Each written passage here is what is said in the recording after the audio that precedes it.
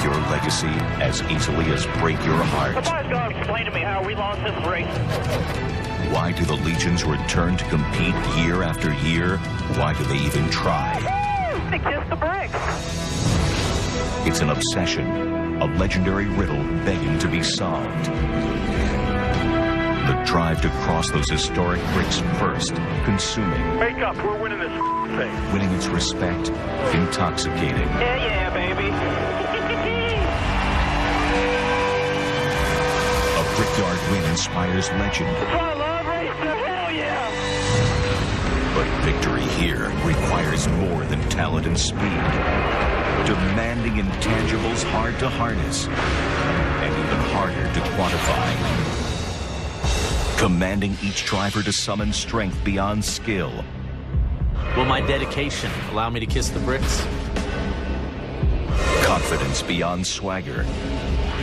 Can my medal drive me to victory once again? Endurance beyond reason. Will my grit push me beyond adversity to focus on triumph? Is my perseverance worthy of a fifth checkered flag and a place in history? Legendary bricks cemented in tradition. A race built on a foundation of tenacity. Stay after that thing, this is your day. Courage. Push. Defiance. Ain't over yet. Today, one will break through this hardened heart. Go. Brick by brick. Get out, baby. Answering an inner voice that will not be silenced. A pursuit, an obsession forged at the Brickyard.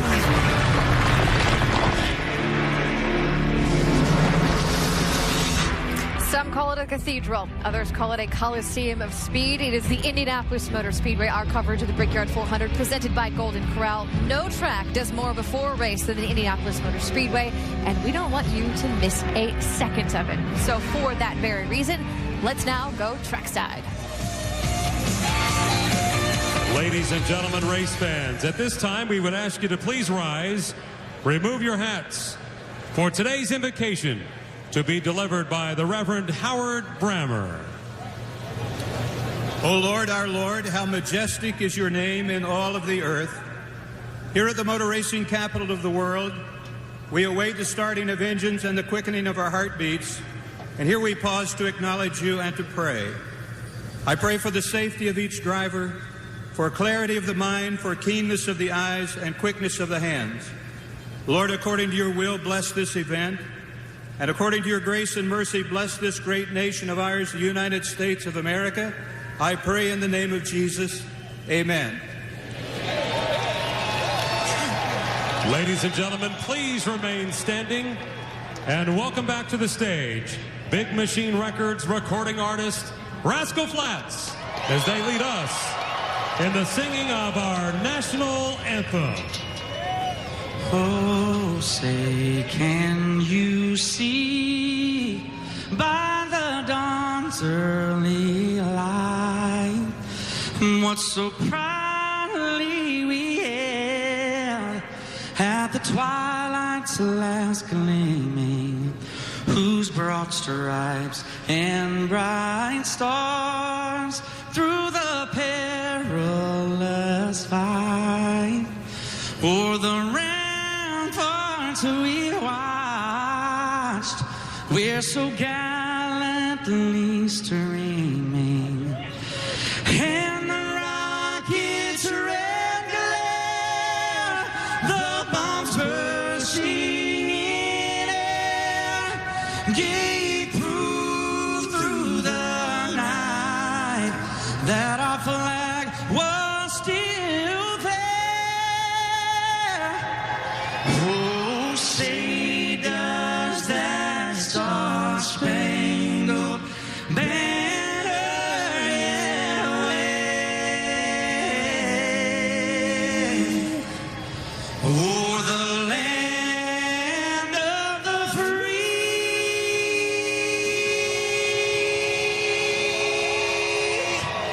and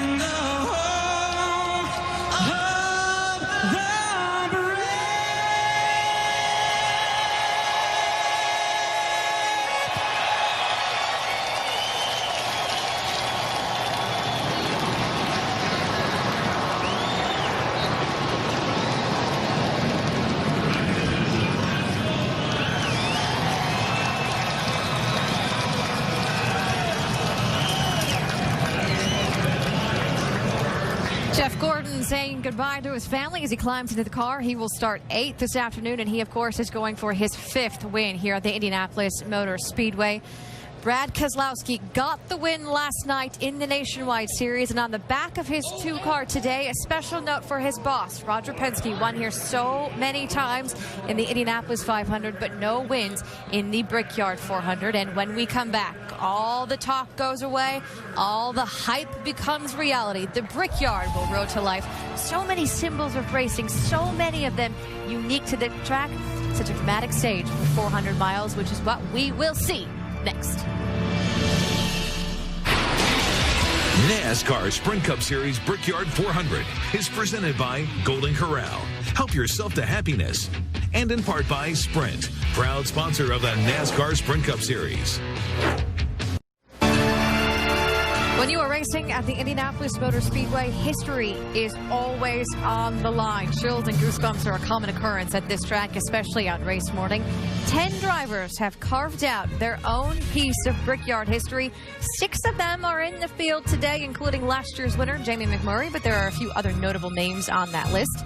Dale Jarrett and Dale Earnhardt among them. Dale Jarrett is upstairs calling this race this afternoon with the championship and race-winning crew chief for Dale Earnhardt. That would be Andy Petrie, and they are alongside Mr. Alan Bestwick. Sir, the floor is officially yours. All right, Nicole, thanks. We are so ready for this race to begin and see how this Brickyard 400 unfolds. We talked about how this race is a little different than most. How does that practically affect, from your experiences, the driver and the crew chiefs? Well, it's hard to prepare any more than you do for any race. You want to win them all. But when you come here, it's definitely special. You walk in that gate and you feel it. And what you have to do is try to kind of temper that a little bit and not to make mistakes and try to overthink things. But it is a big race, and you never get that out of your mind. And even on the pit box with all the pressure of making these calls, it's a tough one.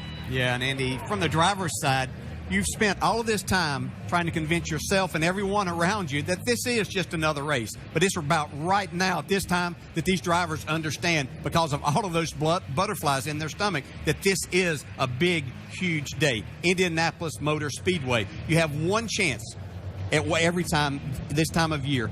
365 days you're going to have to wait if you don't do your job in these next 3.5 hours. So these drivers are feeling it right now because this is a special time. Points don't matter. Nothing else matters. This is the Brickyard 400. Dale, the start of every race is tense. All the cars packed closely together. Is the start of this one a little more tense than normal? Yeah, it really is, because you have such a narrow straightaway going down into turn 1. Everybody kind of says, okay, everything's going to be fine. Let's get through turn 1. And then they forget it by turn 2, as we saw happen right here. Oops. It can get away from you in a hurry. And this is exactly what you don't want to happen. Your chance at a Brickyard 400 trophy taken away in the early stages. And Andy, a lot of talk about strategy. It decided last year's race. Will it decide today's? I think it will, Alan. I think we've seen so many races this year come down to a strategy play, be it fuel mileage or a 2-tire stop or maybe no tires. So I think it will come down to it. There's going to be a lot of pressure, like I said, on these crew chiefs on top of the box, because there's a lot of ways to try to win this thing. Who makes the right call at the end of the race? Does someone get in a mess at the beginning of the race? We start finding all that out after the command to start engines, which is right now. Race fans, to say the most famous words in motorsports, the chairperson of the board of the Indianapolis Motor Speedway, please welcome Mary Hallman George. Gentlemen, start your engines. Now goes earlier. How about you, 31. I got you. This car gets to the 31. Coming out here, you're talking earlier. You got me? Okay. I got you. 10-4. Perfect. Radio check. The 31 or the back of the 31? Got you. When you're in the 31 stall. 10-4, buddy. Got you. Back will already be across the timing line.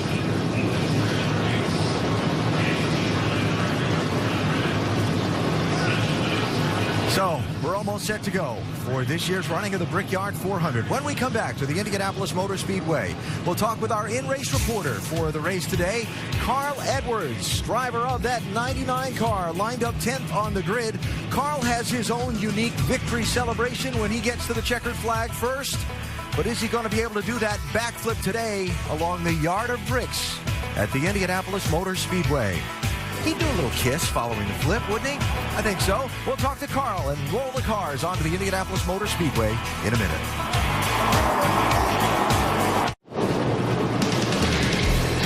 Temperature 90 degrees in Speedway, Indiana, as the 18th running of the Brickyard 400 is about to get underway. Our telecast today presented by Golden Corral from the Indianapolis Motor Speedway, where we show you now across the top of the screen the starting lineup for today's race. David Reagan on the pole. Georgia driver with his second career pole position. He picked up his first NASCAR Sprint Cup Series win July the 2nd at Daytona. Could he get another one at one of the sports showcase speedways again today? Rest of the starting lineup rolling across the top of your screen. And when we get to the 5th row, you will see car 99. That is today's in-race reporter, Carl Edwards, lined up on the outside of that row. And as he gets set to roll off here, let's talk to him, DJ. Hey, Carl, Dale Jarrett, ESPN. You have a copy? I got you loud and clear, Dale. All right, Carl, thanks for talking with us today. Our first question comes from our ESPN mailbag, and Tim, Evansville, Indiana, asked, how important would it be to bring Jack Roush's first victory at Indianapolis Motor Speedway? It's a huge, huge race, and I didn't realize Jack had won this race until we got here this weekend. So for us, Aflac, Ford, Ortho, everybody, this will be a huge day. It's off to a good start. We had, a lot of neat stuff with Reba and Rascal Flats, all the Big Machine Records guys, and I think our Fords have been strong enough that we can do it. It'd be cool to be the guy to do that, Hey, Carl, I know that you try to treat every race the same. You want to win them, but tell us your feelings right now and what's going on inside your head and your stomach as you prepare for this Brickyard 400. I'm just glad to be in the race car, be out here racing. I mean, this is what we all love to do, and I think Trevor Bain put it in perspective for me when we were going back and forth between ORP and here. He said, man, can you believe we're doing this?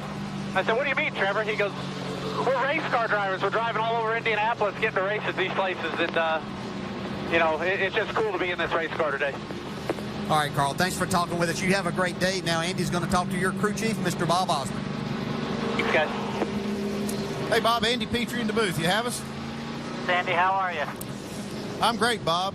Been watching you guys all year long, all you crew chiefs on those boxes trying to outsmart everybody on pit road. I kind of wondering just how many pages do you have in that playbook today to try to win this thing?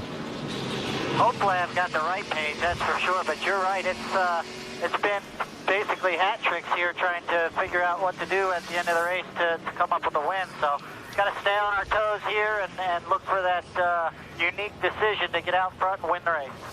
Okay, Bob, good luck today. Maybe we'll talk to you later. Get in, Andy. Thanks.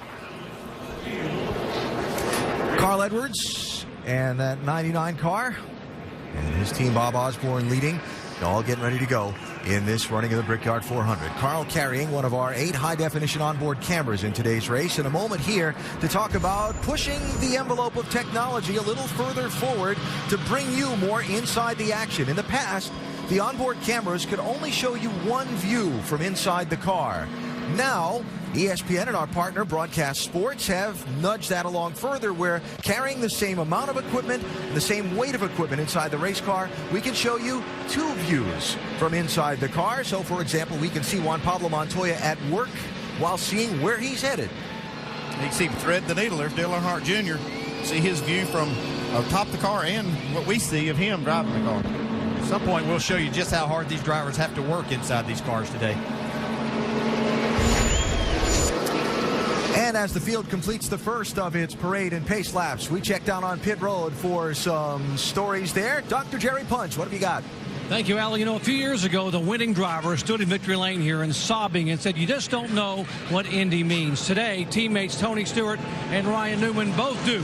Now, as native Hoosiers growing up here, they began coming with family at the age of 5. Both understand the history and heritage of this place. Both know that success here requires momentum and magic. And after a 1-2 finish at New Hampshire, they've got the momentum. As for the magic, well, only time will tell. Dave Burke. Hey, Doc, David Reagan is today's Gillette Pro Glide profile. He was born on Christmas Eve, 1985, and he's living his NASCAR dream. He's a winner in the Sprint Cup Series as of July at Daytona, and he's driving for one of the premier teams in this sport. Now, it's important that he qualified on the pole today because he's in a contract year, and every resume builder helps. Today, he carries the colors of Hall of Famer Ned Jarrett. Ned, of course, the champion in 1965, drove a blue and white car similar to what David is racing this weekend, and it's appropriate that it's fastest today as we honor one of NASCAR's greats. Jamie Little? In 3 different practice sessions, there was only one major incident. That was Denny Hamlin's blown engine, his 4th of the year. And his crew chief, Mike Ford, told me today the tires are falling off. They're starting in the very back. That will present a big challenge. He said they need tires every chance they can get, and that puts more of a challenge in the driver's hands. Vince Welch? If Jeff Gordon is to win his 5th Brickyard today, he's going to have to be better in the early stages of his run. That's been the problem area for this team throughout the course of the weekend. Their car has been very good, but if there's been one issue, it's been at the first few laps of each run. Keep an eye on that for Jeff Gordon today. As for his teammate Dale Earnhardt Jr., survival from the 22nd starting position. In visiting with Steve Letarte this morning, basically told me we got to get every position there is to get, but we can't beat ourselves trying to get it. Alan? Vince, thank you. Some of the many, many stories in this field for this Brickyard 400. Our Goodyear track facts now for today's race at the Indianapolis Motor Speedway. Yeah, what jumps out at me is that lack of banking, 9 degrees in each of these corners. That's what makes this place so difficult as these drivers approach turns 1 and 3 at over 200 miles per hour, trying to get as much speed through the center of these corners. Momentum's what it's all about. You see that pit window, 30 to 35 laps. Probably be a moving target today because there's ways these teams can use to extend that longer if they need to. And that 55-mile-an-hour pit road speed limit, there are startling numbers at how heavy the price is you pay if you get busted for speeding on pit road today. We'll talk about that as the pit stops approach early in this race. Speaking of pit stops, our over-the-wall reporter today is Mark Hollywood Armstrong. He's the rear tire changer for Dave Blaney and Tom Baldwin's number 36 today. Hollywood, it's 90 degrees out. How's that heat in this tight pit road going to affect you? Well, Marty, one of the most important tools down here today for pit crew guys up and down pit road will be trying to stay cool with fans and drink plenty of fluids. It's very hot down here, and with the fans very close to you on both sides of pit road with the stands, there's not a lot of air circulation. So the guys have got to stay cool and keep plenty of fluids in them. As far as pit road, you have to pay attention. Pit road's very tight here. Not only do cars normally have contact with each other, but sometimes the crew guys get involved, and we don't need that down here today. Fans, it's going to be exciting, it's going to be hot, but it's going to be fun. You think Hollywood's a little jacked up for this race? I think he's ready. Go get him, Hollywood. Have a good day down there today, Mark. Beautiful Chevrolet Corvette Grand Sport pace car in front of the field with an honorary pace car driver behind the wheel. Hope Solo, the goalkeeper for the U.S. Women's World Cup soccer team. Just recently completed play over in Germany, is wheeling that machine. Yeah, heartbreaking loss they had, but she did a fantastic job in the goal. She's been getting some driving lessons around here this weekend, and they've kind of had to hold her back a little bit. She wanted to go more. She was disappointed when she found out she had to go 55 miles an hour pacing this field. A couple of stories to also make note of before we go green. There's Denny Hamlin. Hamlin will start at the back of this field. This was during practice here on Friday afternoon late. The 11 car running very well for Hamlin until this. Yeah, you see it right at the start-finish line. It starts to come apart and then completely blows up, getting in the corner. Very disappointing for this team having to start in the back. NASCAR's one engine per weekend rule designed to contain costs for race teams. You change the engine during the weekend, you start at the back of the field. Also, Martin Truex Jr. starting at the back of the field. A transmission change, same thing on that 56 car. He will start at the back of the field. Well, the weather's warm. It's a beautiful summer day. The fans are on their feet. They've been waiting all day for this moment. The drivers as well, anxious for their once-a-year chance to race at Indy. Green flag, we're underway.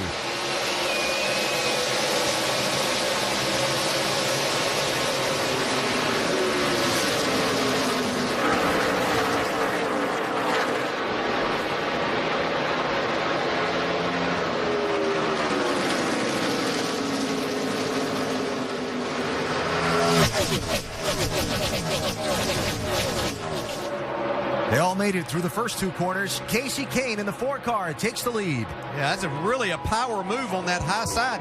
Not a lot of grip up there, but Casey Kane made it work. Kurt Busch, 22, up to second. Pole sitter David Reagan shuffled back to third. That's Montoya in the 42, wide in turn 4. Kurt Busch got exceptionally close to the wall, maybe a little contact with that turn 4 wall. Yeah, it looked like he may have had to just squeeze out of the throttle a little bit. You see David Reagan taking advantage of that.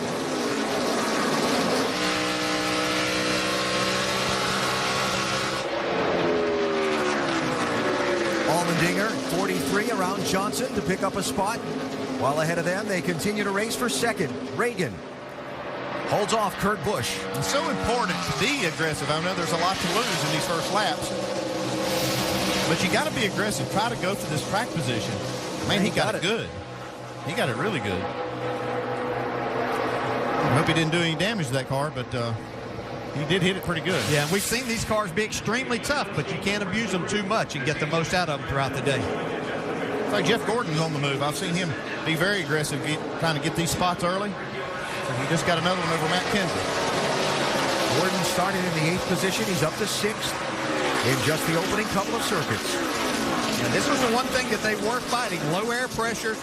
Where they needed to start their car, Jeff was having a hard time finding the speed that he wanted. He was afraid he was going to lose too much on the start and restart, and had a hard time making that up, Andy. I know one thing I would do here, I would start the air pressures higher than I really wanted to start them, just because you want to be good at the very beginning, because you can gain or lose so many spots in these first few laps.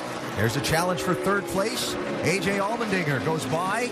Kurt Busch and Jimmy Johnson trying to follow through. Yeah, and I think maybe we've got some aero damage to that 22 that may affect it more than getting to the tires and knocking the front end or something out of line.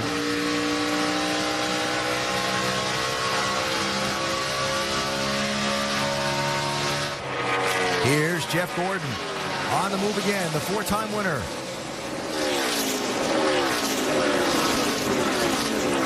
I think Jeff Gordon has the best looking car early on here from what I've seen. Like you said, he was 3 wide on the first lap down the back straightaway trying to gain these spots, and he's still moving forward. Gonna try and get alongside Busch here on the back straightaway. It sure looks like Kurt Busch having a hard time holding his car down, and this is really opening the door. You see him lose 2 more spots to Gordon and Kenseth there.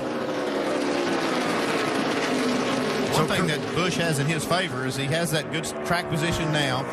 It's happened early. He'll have time to get it fixed, but he's definitely in a slide going backwards now. So Kurt's going to go from running second on the opening lap of the race to sliding back. And right now he's shuffled to 7th place. Dale, these races always have a flow to them. The start is always tense. You've gotten through these first couple of laps now inside the car. Does it change for you a little bit? Yeah, you're kind of getting settled in now. You've got 4 laps under your belt, so you're kind of starting to relax a little bit. You know, the scope of the whole thing and how broad this is and how big this race is starting to kind of settle in now. And now you're just being a race car driver. We see 3 and 4 wide down the back straightaway here. Tony Stewart all the way down the bottom. It's almost 5 wide there for a minute. My goodness. That's Casey Mears in the 13 kind of getting shuffled back in that. It didn't take them long to get settled in. Oh, contact there. Is he going to save it? Joey Logano. Wow. Nice. Oh, my goodness. What a save. But here comes the charge. Well, I mean, he's lucky to have a car at this point. Yeah. Yeah, he really is. That was incredible. There goes Jeff, man. He's still on the move. That's around Jimmy Johnson. Gordon in 4th. We're at that point of the race that air pressure has already built up and stabilized, and he's still just as fast. I think he's just got a good car here. That's Trevor Bayne on pit road in the 21, the Daytona 500 winner. Looked like they were cleaning the grill. Yeah, it had an overheating issue. We saw this last year. Doc? That's exactly what happened. Trevor Bayne got so much grass and debris in the grill, the temperature was just skyrocketing. He couldn't make another lap, had to come in and get it off, be able to get the engine cooled down, guys. Tough break for Trevor early on. Well, this early in the race, you just bite the bullet, come in, get that grill clean, try to save that engine. and then maybe you can get all this track position back later.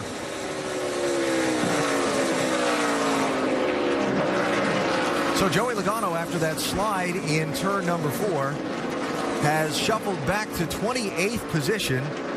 But I like your view on that, Andy. He's lucky to have a race car in one piece. His right rear tire might be a little worn.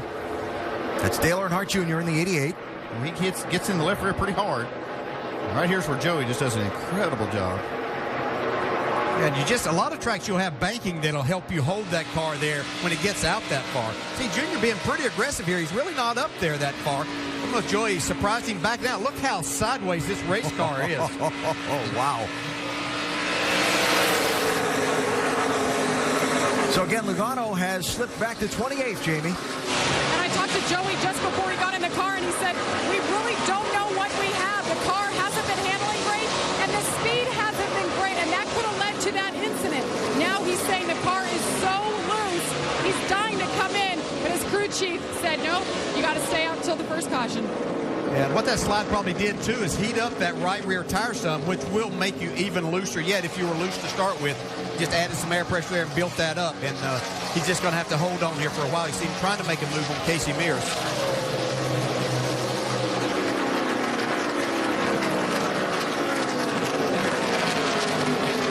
It's so tight into these corners here. Yeah, it really is. There's one groove that you want to be in. You can make that upper side work a little bit. We'll see more of it as the day goes on. They get some rubber up there, but it's basically everybody trying to go for that same piece of real estate. And Martin Truex Jr. in that car right behind Logano, the blue and white machine. Remember, chipping his way up from starting at the back of the pack. Now, we saw Logano with the great save there a minute ago off turn 4. Prior to that, we had seen Kurt Busch get into the wall off of turn number 4. That 22 car for the moment is settled in 7th spot, Jamie. And his car has been pretty good all weekend long, but after that incident, he came on the radio and said, we are tight from the center out now, and that is the first time I've felt that all weekend long. Yeah, I would have to say that maybe that has more to do that maybe push the right front fender in just a little bit, and maybe they'll try to work a little bit there. May have to compensate with a little chassis adjustment. Kasey Kahne has led all the laps in the Brickyard 400 so far, but we're just 9 circuits into the race.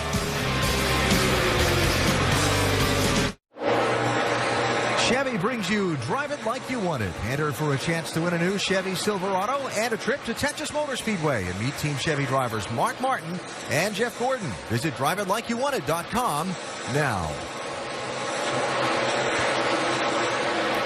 Kasey Kahne leads the Brickyard 400 by 3.3 seconds over second place, but a change of positions right behind second place. Jeff Gordon is on the move. I think that Chevy's driving like he wants it for sure. Jeff Gordon is on the move. Driving like he wants to win with it? Yeah, driving like he stole it. But he's been consistently the fastest car on this moniker for the last 5 to 6, 7 laps. He's going to have second place here on David Reagan in just a minute. Vince, pretty good for the 24.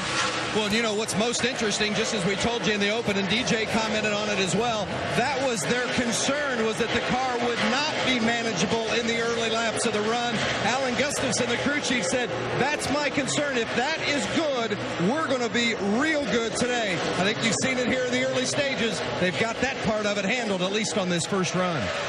Yeah, Alan's got to be smiling right now because what he sees, he's got to like this. He was smiling this morning when I talked to him back in the garage area. They felt like, even though their practice times were maybe inconsistent, he thought they had a good piece for this race today, and it's proven it so far. The man who's dominated this race the last 2 years is that one, Juan Pablo Montoya, in the Ganassi Racing 42. Montoya dominant, but without a trophy to show for it. Both last year and the year before. And there's that pass for second place. He's got one more to pass. I don't think it'll be too much longer. He's got about 4 seconds till he gets to Kasey Kahne. Yeah, at this point in the race, you can see both A.J. Allmendinger and David Reagan pretty much give Gordon that spot. And this is a time that you could learn. Is there something that this 4-time champion of this race and 4-time champion of the sport is doing that we can learn from and make our car better and our effort better throughout the day? Talking about Montoya just for a second, started in the 7th position has fallen back to 11th. Right behind him is Brad Keselowski in the 2, and Jamie, he started up in 5th. Yes, he did. And he got on the radio and said to his boss man, Roger Penske, I know how much one of these would mean to you. I'll give it my best. It hasn't been a race-winning capable car just yet. He is so tight. He said he's trying to take care of the right front, and it's all he can do without free-falling back through the field. He's already lost 7 positions, Alan. And the next car behind him is Greg Biffle, seeing if he can kick Brad Kay another spot back. DJ, when a driver says he's trying to take care of the right front, what's he actually doing inside the car? Well, you're probably not driving it quite as far into the corner. You're wanting to stay off the brake as much, and then you're easing back into throttle. Just try to keep the load off of that right front tire as much as you possibly can. And I always found if I had a tight race car that we needed to adjust out, that was going to help us with speed and was going to make the car drive better. If it were the other way around, a looser race car, sometimes that's more difficult to adjust in, and sometimes you lose speed. So hopefully they can get that 2-car worked on. Little twitch and a bobble there for Greg Biffle entering 3. Right behind him, Paul Menard 27, Kevin Harvick 29. That's for 14th and 15th. This is the leader, Casey Kane, and here's the gap from Kane back to Jeff Gordon.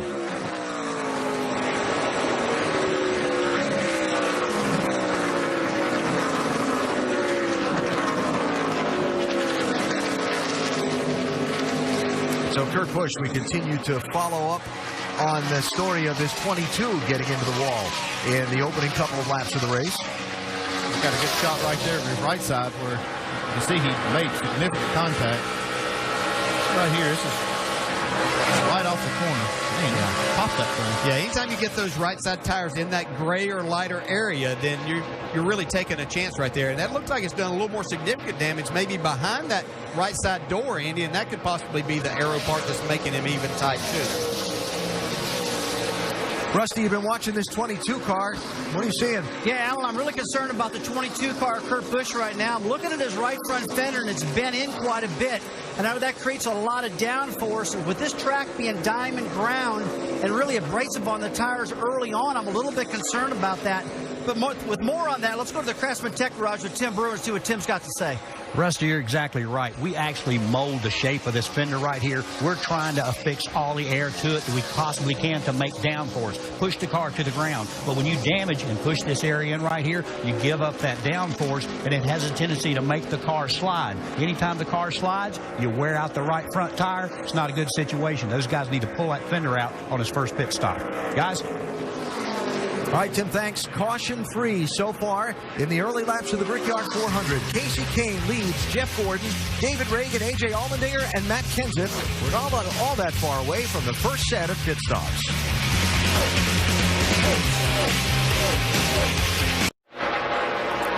Back at the Indianapolis Motor Speedway, we are 21 laps complete. Casey Kane has led the entire way. Time for the AT&T Fastest Pit Crew of the Year award. The fastest pit crew is determined by the winner of each race, the fastest pit time, and the fans vote. Be sure to text the car number to 234-567 for your pit crew choice. Well, from one big stage to another, Casey Kane leading the way here, but a few weeks ago, the big player on the World Cup stage was Hope Solo, a member of the U.S. national women's team. A sad loss for them in the finals, but from one big stage, like we said, to another, Hope got a bit of revenge today when she was one of the first drivers out on the track at the Indianapolis Motor Speedway, driving the pace car, and let me say, I am extremely jealous. How was it? It was exhilarating. I think I'm still shaking, but it was unbelievable. What an experience I had today. Now, I've been told you got driving lessons from the defending Indianapolis 500 winner, Dan Weldon, and you were upset that they wouldn't let you go faster than 55. Any truth to that? There is a little bit of truth. 55 is kind of slow for a racetrack. Got to pick up the pace, guys. What type of speed do you think you could get that car up to? So, Hope? That's a beautiful car I drove, and I had it going yesterday above 100. But today, wow. I mean, they put the reins on me, I guess. Well, I got one question, Brad. Have you always been a big NASCAR fan? No, I'm definitely a rookie, but I think I might be a long-term fan now. Any races before this? Is this your first race? You guys, this is my first. Man, you picked a big one to come to right? for the first one. Yeah, It's a big one. Yeah, it's a big one, but coming off the World Cup, which is such a big stage, coming to the Indianapolis Motor Speedway, which is such a big stage in the racing world, how do the two compare? You know, this is, I mean, America they're sports fans, and this is a beautiful sport. Soccer is a beautiful game, and I think the country really stands behind that American fighting spirit. So there's so many similarities. At the same time, completely different sports. But we go after winners, and you're going to have a winner today. That's right. That's great. By the way, happy early 30th birthday. Monday, No way. 30th Yesterday birthday, was yes. my birthday. By the way, pit Happy stops late birthday. now underway. Hope Solo, thanks for stopping by. The first car down pit road appears to be that of A.J. Allmendinger. Dave, what do you got? Talked to AJ before the race. He was pretty confident about his race car, and I just checked in with the crew. They said the only complaint he had was when he was behind other cars. That's what the drivers call aero-tight. The engineers call it that, too. So I don't anticipate any changes for him on this stop other than 4 fresh Goodyear tires full of Sunoco fuel. There will be a chassis adjustment. You see it happening on the back of the car there. So AJ Allmendinger, one of the first ones to come to pit road. You see Casey Kane coming down pit road now. He's led from the start of this race. Remember, in practice this weekend, they had a gear change. They thought there might be something really wrong. Once they got that replaced, they were one of the best cars on the track. Casey right now reporting that when he exits the corner, his car is just a little bit loose. He'll take on 4 tires, perhaps a wedge adjustment for the 4 car. Others on pit road at the moment: David Reagan, Mark Martin, Jeff Burton, Montoya, Keselowski, Harvick, Boyer, McMurray, all kind of people here on pit road as we work the 26th lap of this race. Dave? Pole sitter David Reagan had a trio of complaints for his race car. He said it was a little loose, a little bouncy in 3, a little forward bite lacking. So they're going to make some adjustments to that 6 car right now and send him back on his way. There's Montoya.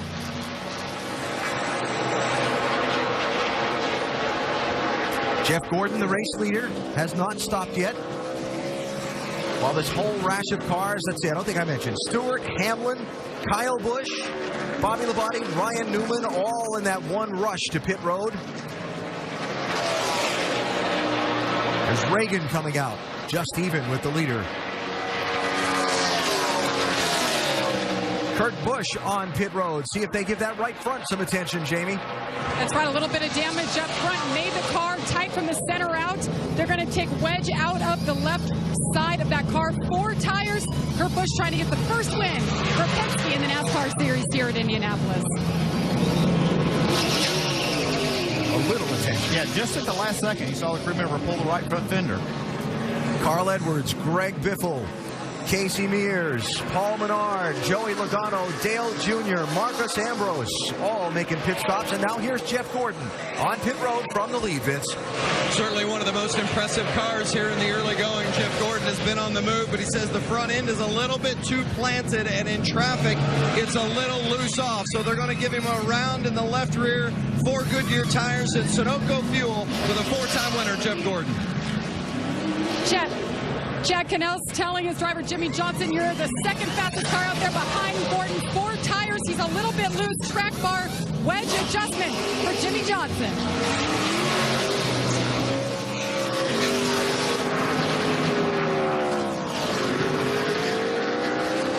So you see some of these who...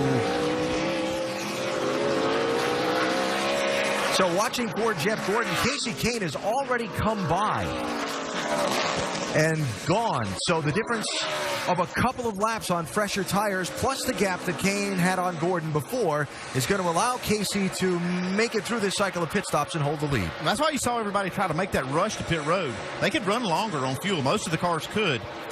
We're seeing a penalty now on Tony Stewart coming back in. Penalty is for, watch that orange cone. Yeah, he kind of got forced out by Harvick.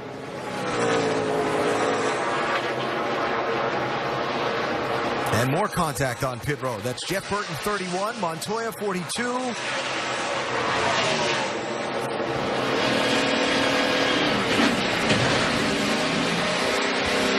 Yeah, Jeff Burton, I think, maybe lost a little bit of a sense of where he was as far as in relationship to his pit. You normally won't stay out quite that wide, especially with someone right on your bumper. Now there's the leader, Landon Castle, in the James Finch 51, has not yet pitted. When he does, it will turn the lead back over to Casey Kane, who will be in front of Jeff Gordon by some 7 seconds. He had a 4-second lead before the pit stops, then pitted a few laps earlier than Gordon did. And so as Kane comes to the stripe in the yard of bricks here, he's going to have almost an 8-second advantage on second place Jeff Gordon. First round of pit stops is done at the Brickyard 400.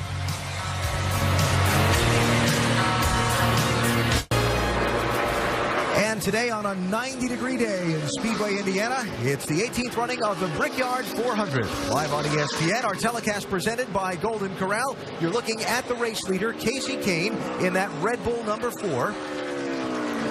He has an 8-second lead on second place Jeff Gordon just after the opening cycle of green flag pit stops. Now, just in front of the race leader, 2 cars that had trouble in the opening go-round of pit stops. Tony Stewart, after the pass-through penalty, went from 15th all the way back to 33rd place, and the caution flag is out.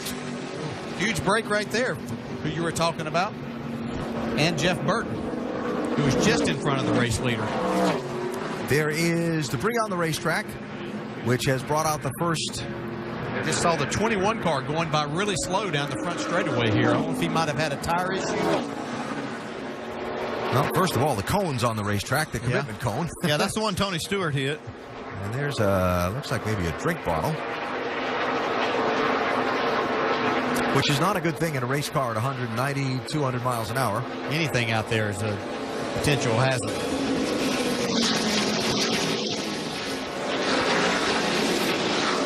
So first yellow flag of this race, some 34 laps into the distance. Now everyone was just on pit road under the green, Andy. Yeah, you'll see a lot of cars come in and change 4 tires though, because we've seen this tire fall off in speed quite a bit. So we'll see them, most of them come and get 4 tires. It is an opportunity though for some of the teams to maybe take 2 and steal some track position. David Gilliland in that 34, the first car 1 lap down, so he is the Aaron's Lucky Dog free pass recipient on this caution.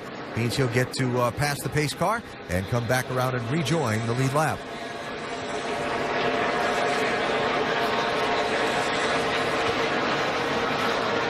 So pace car gathering up the field and erasing what was an 8-second lead that Kasey Kahne had over Jeff Gordon. Yeah, just like we talked about, Kasey Kahne made that stop a little earlier than the other cars, and he ended up gaining a lot just because that tire is so much faster and when it's new, and with those that had about 25 laps on them. Now, Jeff Burton was the other car that got in trouble on that first round of pit stops. We showed you the caution between he and Juan Pablo Montoya, which created another problem.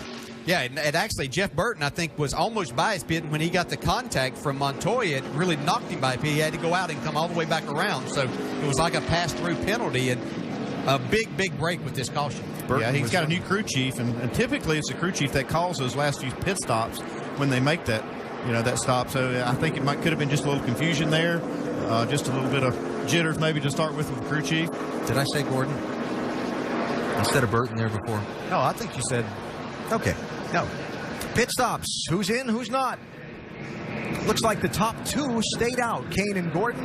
Third place, Matt Kenseth is the first to make the move to pit road. This is going to shuffle up some track position a bit. Yeah, this will be interesting when we see these cars restart. You see one car that started in the back there, Denny Hamlin, go by still on the racetrack.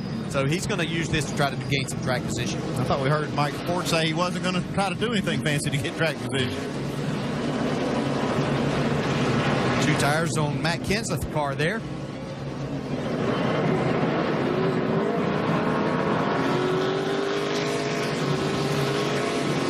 So the running order is very much going to be shuffled up by this round of pit strategy here as we're under the first caution of this race.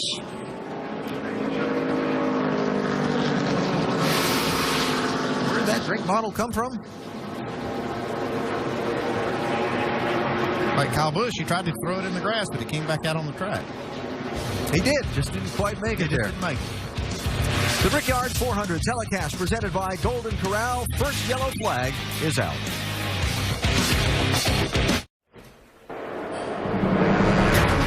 years of racing history at the Indianapolis Motor Speedway. NASCAR racing here since 1994. Today, the 18th running of the Brickyard 400. Hasn't been entirely smooth for some. Kurt Busch with a bump on the wall early. Joey Logano with a beautiful save after a nudge from Dale Earnhardt Jr. And now the first caution out for debris on the racetrack at lap number 34. Our telecast today presented by Golden Corral of this 18th Brickyard 400. While we continue to work the caution flag, take a minute to remind you that tonight it's the Fram Autolite NHRA Nationals on ESPN2, the finals at 11 Eastern Time. On the NASCAR Now Monday Roundtable tomorrow, Dale, Rusty, and the winner of this race, 5 Eastern ESPN2. Next weekend's action for the Nationwide Series is at the beautiful Iowa Speedway. Saturday at 7 Eastern on ESPN2. And the NASCAR Sprint Cup Series moves to the old tricky triangle, Pocono Raceway in Pennsylvania. That's next Sunday, noon Eastern on ESPN.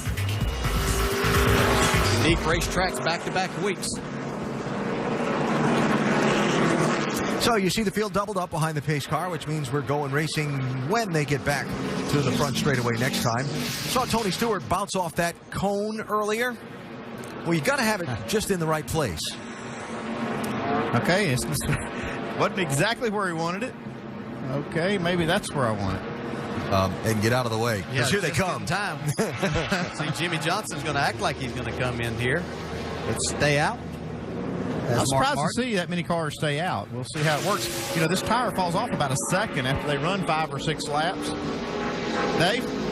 Hey, guys. Carl Edwards has been radioing in that he's had some issues with the motor. Something doesn't feel right to him. Crew Chief Bob Osborne's been monitoring that. Bob, what do you think is going on? Well, it's really hard to say right now. We're just watching the gauges, and he's keeping an eye on everything, and we'll play it by ear and see what happens. But we just got to go with what we got and hope for the best. You told me earlier surging was a word you used, the feel that he has? Yeah, that seems like a good description of what he's telling us. It's just surging down the straightaway. Thanks, Bob. Alan, hopefully they can get that. Actually, if they don't have to figure it out, maybe it'll fix itself. Does that ever happen? Yeah, it does. Not usually. This green flag restart presented by American Ethanol. Green flag.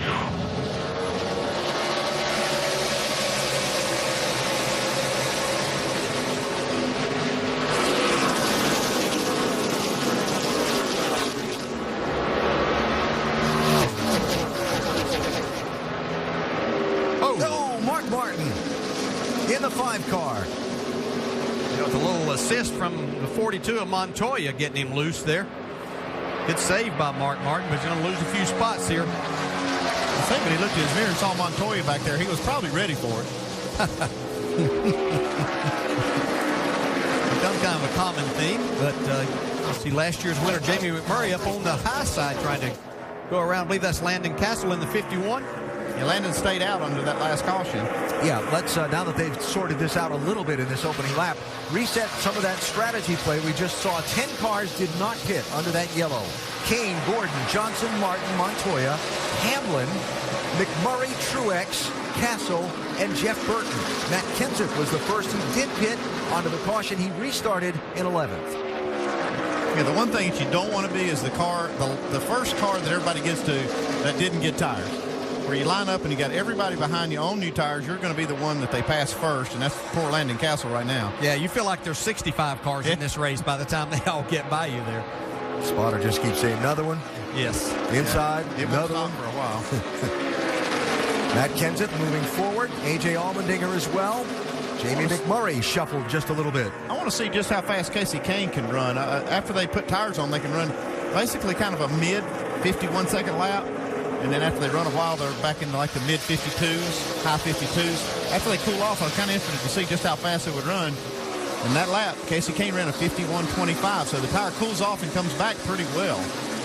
And so, in your role as crew chief sitting on the box, you're watching this data, and it's helping you figure out which of those pages in that strategy playbook you're going to pull out at the end of the race. That's exactly right. The teams have these programs on their pit boxes where they can, in real time, track the lap times of these cars and see just how much there is as far as fall off on the tire speed, and then they can make those decisions on what they do later. Look at this battle. 3 wide, maybe 4 before they get to turn 3 here. They were really going to be paying attention because there's a lot of question whether 2 tires would work and how much it may make a difference. So there's a number of cars with no tires and with 2 tires, so we'll see what happens in this run. See, Burton stayed out after that hiccup he had under that green flag stop. He stayed out that last time. All of Richard Childress' cars are 3 of the 4 of them, and Kevin Harvick right in the shot there, all running right together. Not exactly where Richard would like to see them running. Ryan Newman, 39. Regan Smith, 78. And Kevin Harvick in the 29 around Kyle Busch. I think all 4 RCR cars are lined up in order now.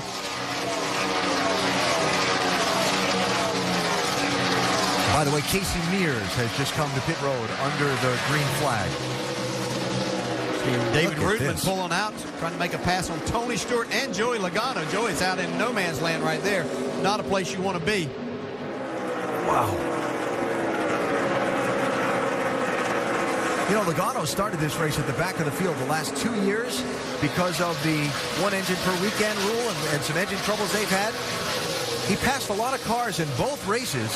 I think he's had a more adventurous day in the 43 laps we've run here so far. Yeah, he almost got to the back of the pack earlier when he got hit by Dale Jr. and made a great save, but trying to move back forward now. Bobby Labonte in the 47, not quite able to try and get that spot on Brian Vickers in the 83. It's pretty deep in the field there. That's 28th and 29th as they sort some things out after this restart. We've watched this racing, we always talk about how difficult a place it is to pass, but we've seen a lot of passing here in these first 42 laps. Now Sprint brings you an inside look at the chase for the NASCAR Sprint Cup. Biggest mover in the race so far. Denny Hamlin in that 11. He's passed a ton of them today. 35 of them so far. Started at the back of the field, and Hamlin is all the way up into decent position. He's in 5th right now, and part of that was strategy, but part of it was him driving up through. For more NASCAR stats, in-car audio, and live race radio, check out NASCAR Sprint Cup Mobile at sprint.com/speed. Jamie?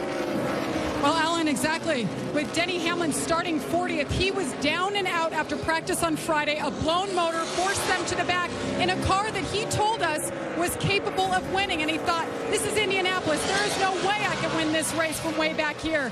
But like you said, strategy and a little bit of racing action. The car is good. He is now in contention, top 5. Jamie, he drove from the back up to 22nd before making the strategy play and another unscheduled stop. Dale Earnhardt Jr., Vince.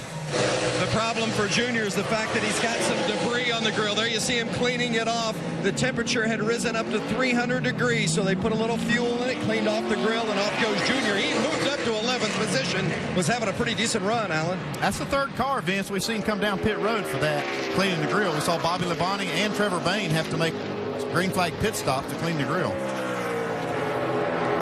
Casey Kane leading Jeff Gordon by 1 second.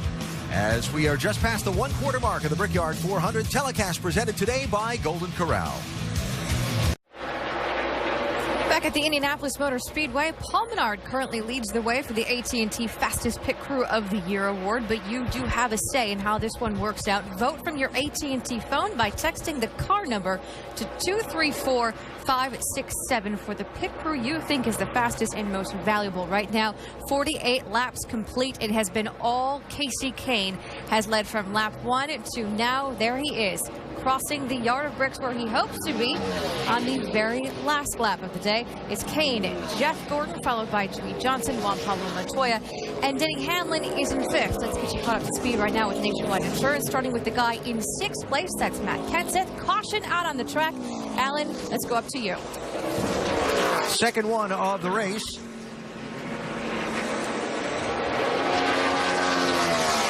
David Ruderman. Whoa, he's hit that thing hard. Now another big break for a couple of drivers. Dale Earnhardt Jr., who was just in front, Casey Mears and Bobby Labonte, who all had to make unscheduled pit stops there. David Ruderman running in 21st position when that happened. I don't think there's no way you can fix it, but And so this gives those guys that stayed out last time. Yeah, this should kind of reset it. I mean, you think maybe a couple of them might try to stay out again or maybe get 2 tires, but the guys that didn't pit will definitely come. Marcus Ambrose, first car a lap down, is the Aaron's Lucky Dog free pass recipient on this caution. Ambrose running in 32nd position. Will come back around and rejoin the lead lap. This worked out great for Denny Hamlin because he did get to steal a lot of that track position the last time. He's up to 6th place, and a lot of cars will be coming to pit road, so that's kind of a reset for him and a good break. And then you get back to that whole thing of, okay, so the guys like Kane and Gordon and Johnson that didn't pit on the last caution, maybe looking for 4 tires here, but the guys who did stop on the last one, maybe just getting 2. Whoa, looked like a tire. Yeah, definitely looked like a right front went down. You can see that here and happen, but that would probably be an ill-handling car where the driver's having to use more brake, builds up that heat, and it melts the bead on the right front tire. So Ruderman is going to have some problems. Yeah, another driver that gets a big break here is Jeff Burton.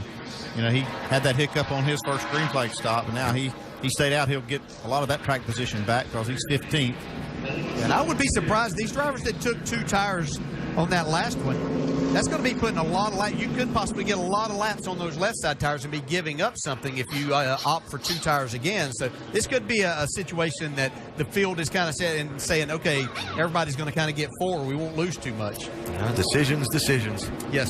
And one thing that kind of makes that decision is how many cans of gas are you going to need here? And the cars that didn't pit will definitely need more than 1 can, so they might as well get 4 tires. And if some of the guys in the back need to spend less time by taking 2 tires than the guys in the front, this pit road really gets narrow at its turn 1 end. Watch for some possible bent fenders if we get that kind of a strategy session here on this pit stop. Here they are, Vince. For Jeff Gordon, he says if you snug this thing up just a little bit, we're going to be flying. So what they're going to do is snug it up just a little bit. 4 tires are going to go down on the track bar 1 round. Jamie Little. Jimmy Johnson had a vibration early on. You see our quad split pit road right there. Jimmy Johnson lower left. 4 tires is the call, telling him to drink fluids. Let's go to Dave. And Casey Kane in the 4 car, the leader. He will get 4 tires, no adjustments to that race car. The 42 of Juan Pablo Montoya, it was tight. Look for the contact here. Wow. So the running order there is going to get shuffled up on pit road. We'll reset it and restart it when we come back to Indianapolis.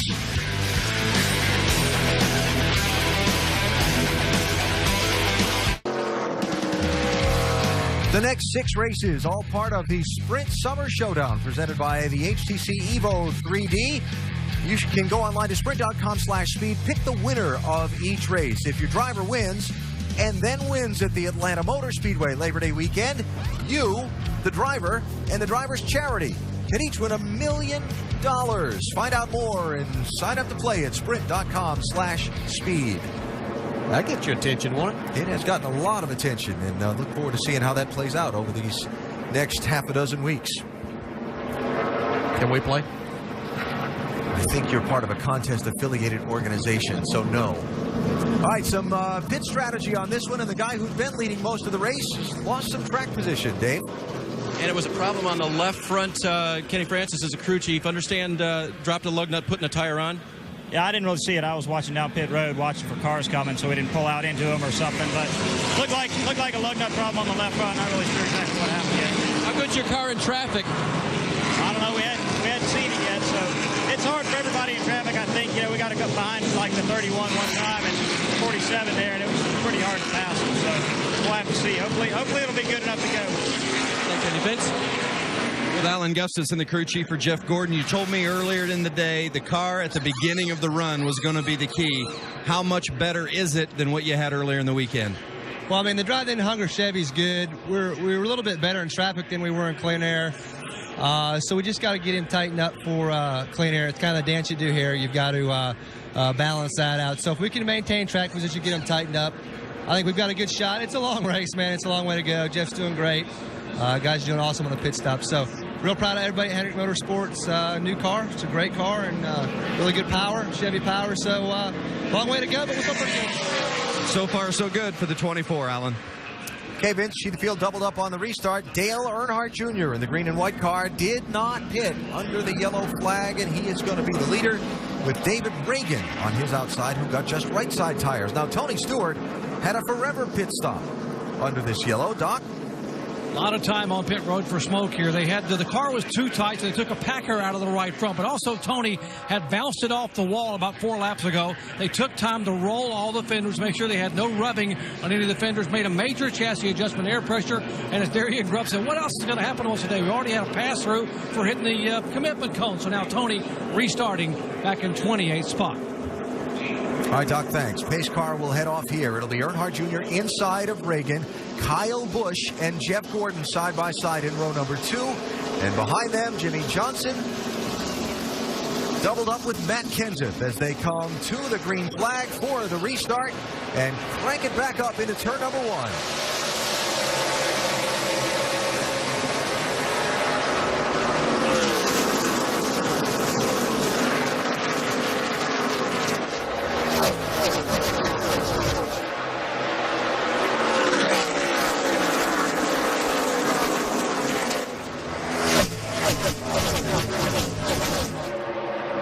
Get him fan out back there off of turn 2. Well, these restarts are always some of the most exciting we see.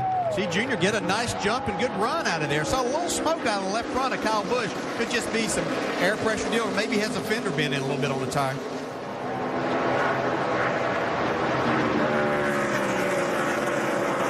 As competitive as the field is, these first few laps after a restart, when the field is doubled up, there's a real desperation to get everything you can get in those first couple laps. Yeah, talking to these drivers, they know that's what they have to do. We see right here, Mark Martin trying to make a pass on A.J. Allmendinger. Can't quite get down in there. Greg Biffle just looking for somewhere to go.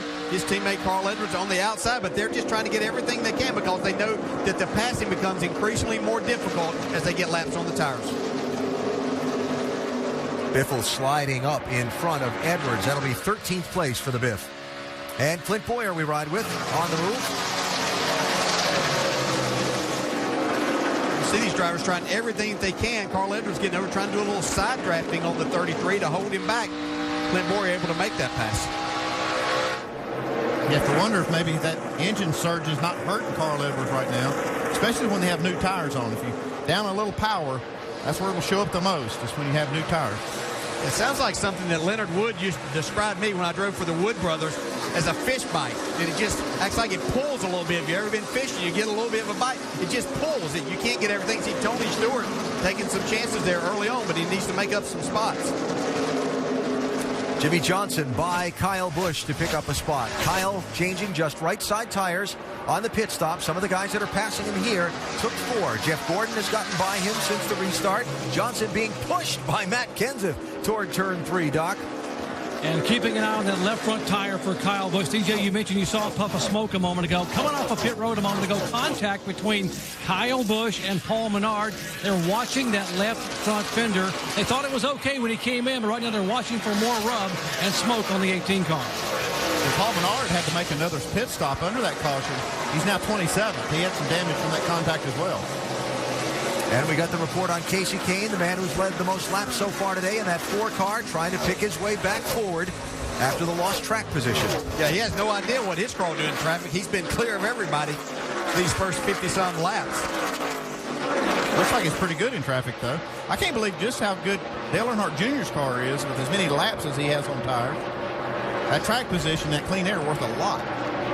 Jeff Gordon up to 2nd by David Reagan in the 6. Now, what a story. Jeff Gordon trying to become the all-time leading winner here. So I guess he would tie Michael Schumacher with 5 victories of the major series, but still just incredible what he's been able to accomplish at this racetrack. We were talking about Dale Earnhardt Jr. and hanging on to that lead with a pretty good gap, Vince. Well, remember we talked before the race about how Steve Letard's philosophy was, let's take advantage of the opportunities that present themselves, and that's exactly what they've done by not pitting when everyone else pitted on that previous stop. And here was the conversation between Dale Jr. and Letard. You think you would be okay if you stayed out, right? But you know better than I do. I'm faster, I'm afloat.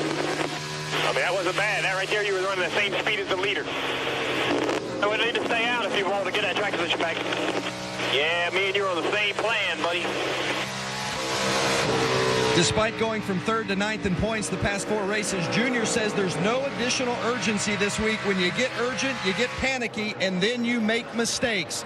Jeff Gordon knocking on the door of Dale Jr., but Dale Jr. in the lead, and the fans at the Brickyard love it. Yeah, I don't think for long, though, as Gordon is closing in quick. Here's Jimmy Johnson closing on David Reagan for 3rd as well. Yeah, that might be a pass where there's just as many standing up cheering at this racetrack. Normally they love Dale Jr. and they're locking him out front here, but Jeff Gordon has a lot of fans here today. And Junior's going to concede the inevitable, it looks like. Yeah. And I don't mean that Jeff Gordon doesn't have a lot of fans everywhere. Obviously very popular, but has that thing out front. That looks like maybe the best car here today. You got red states, you got blue states. Well, you got Gordon tracks and you got Earnhardt tracks, and they don't necessarily mix well all the time. The Brickyard 400 telecast presented by Golden Corral. Jeff Gordon is the leader. Jeff Gordon leading at the Indianapolis Motor Speedway. Don't forget to play the DirecTV head-to-head knockout. Go to ESPN.com, search DirecTV, and fill out your brackets today for a chance to win $1 million.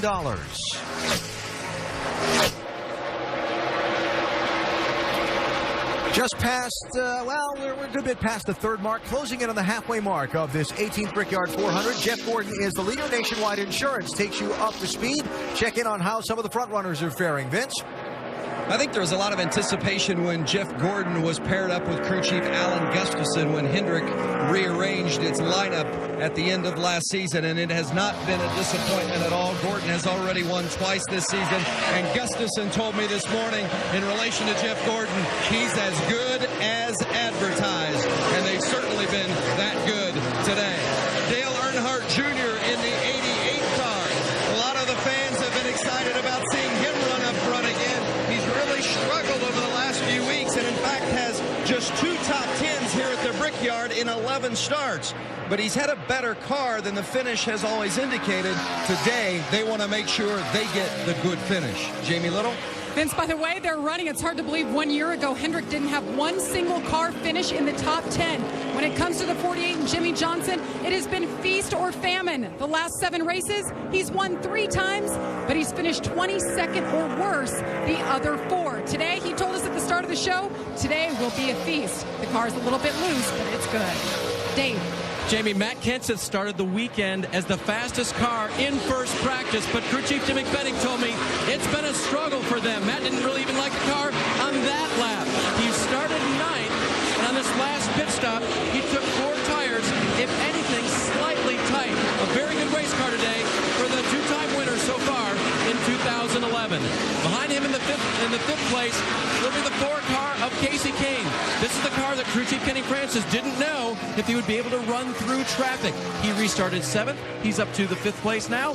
That means he can, and I think that's pretty good for this guy who's had the field behind him most of the day, Alan. The man who started with the field behind him, David Reagan, on pole today in that 6th car. He is running in 6th position now. You'll see on the side of that car, it says Gentleman Ned. Gentleman Ned is Ned Jarrett, and Ned's going to join us to talk about this car and his induction into the NASCAR Hall of Fame when we come back to the Indianapolis Motor Speedway. It's the Brickyard 400 from the Indianapolis Motor Speedway. Make sure to go to NASCAR.com for all your latest NASCAR information. ESPN's live coverage of the NASCAR Sprint Cup Series beginning today and running right through the final checkered flag of the season in mid-November down at Homestead Miami Speedway. Jeff Gordon in pursuit of a 5th win in this race. Out in front, new 2nd place runner Jimmy Johnson by Dale Earnhardt Jr., who now runs 3rd. Matt Kenseth is 4th. Casey Kane is 5th. That number 6 car that David Reagan drives, the UPS Ford for Roush Fenway Racing, normally looks a little different than it does right there. But in honor of the selection to the NASCAR Hall of Fame of 2-time champion Gentleman Ned Jarrett, the UPS folks decided to paint that 6 car up like the car that Ned won the 1965 championship with. That blue paint scheme and the white wheels. Looks pretty nice. Was fast enough to win the pole, and again running well today. And the man who is being honored has joined us in the Pagoda in our ESPN broadcast booth. Gentleman, Ned Jarrett. Ned, great to see you. It must be a hoot for you to see that car. Oh, it is. It's such an honor for the honor this weekend for the Hall of Fame induction back in May, and have the car painted my colors and the white wheels and all of those things, and then to come in and win the pole. Well, that was a lot more than I expected. Now, we've all been talking and laughing about the white wheels. I guess you're in on that act too, right? It's the white wheels that make it go fast? Oh, no question about it. Absolutely. Because qualifying, they hadn't run them in practice. They put them on for qualifying to see what happened. That's right. And then they took them off after the first pit stop. Well, maybe they need to put them back on. Yeah. They said if they fell back in the race, they might get them some white paint and paint the other wheels. There you go. This racetrack is so difficult. You've obviously covered as a broadcaster for many years these races. What are you seeing? Well, it hasn't changed as far as being difficult to pass. Yeah, it's difficult to pass. You see Jamie Murray look like coming into the pits. Is this a scheduled pit stop? I've got a little behind here. Yeah, it's a little early. Hey, that's an unfair question for me to ask you, huh? You've been running around doing the VIP Grand Marshal duties, huh? Yes. How about the one car, Dave? Early or scheduled? Alan, his car was too loose in the last pit stop. They tightened it up way too tight. He'd lost 10 positions on the racetrack since the restart, so they made a track bar adjustment and changed 2 tires.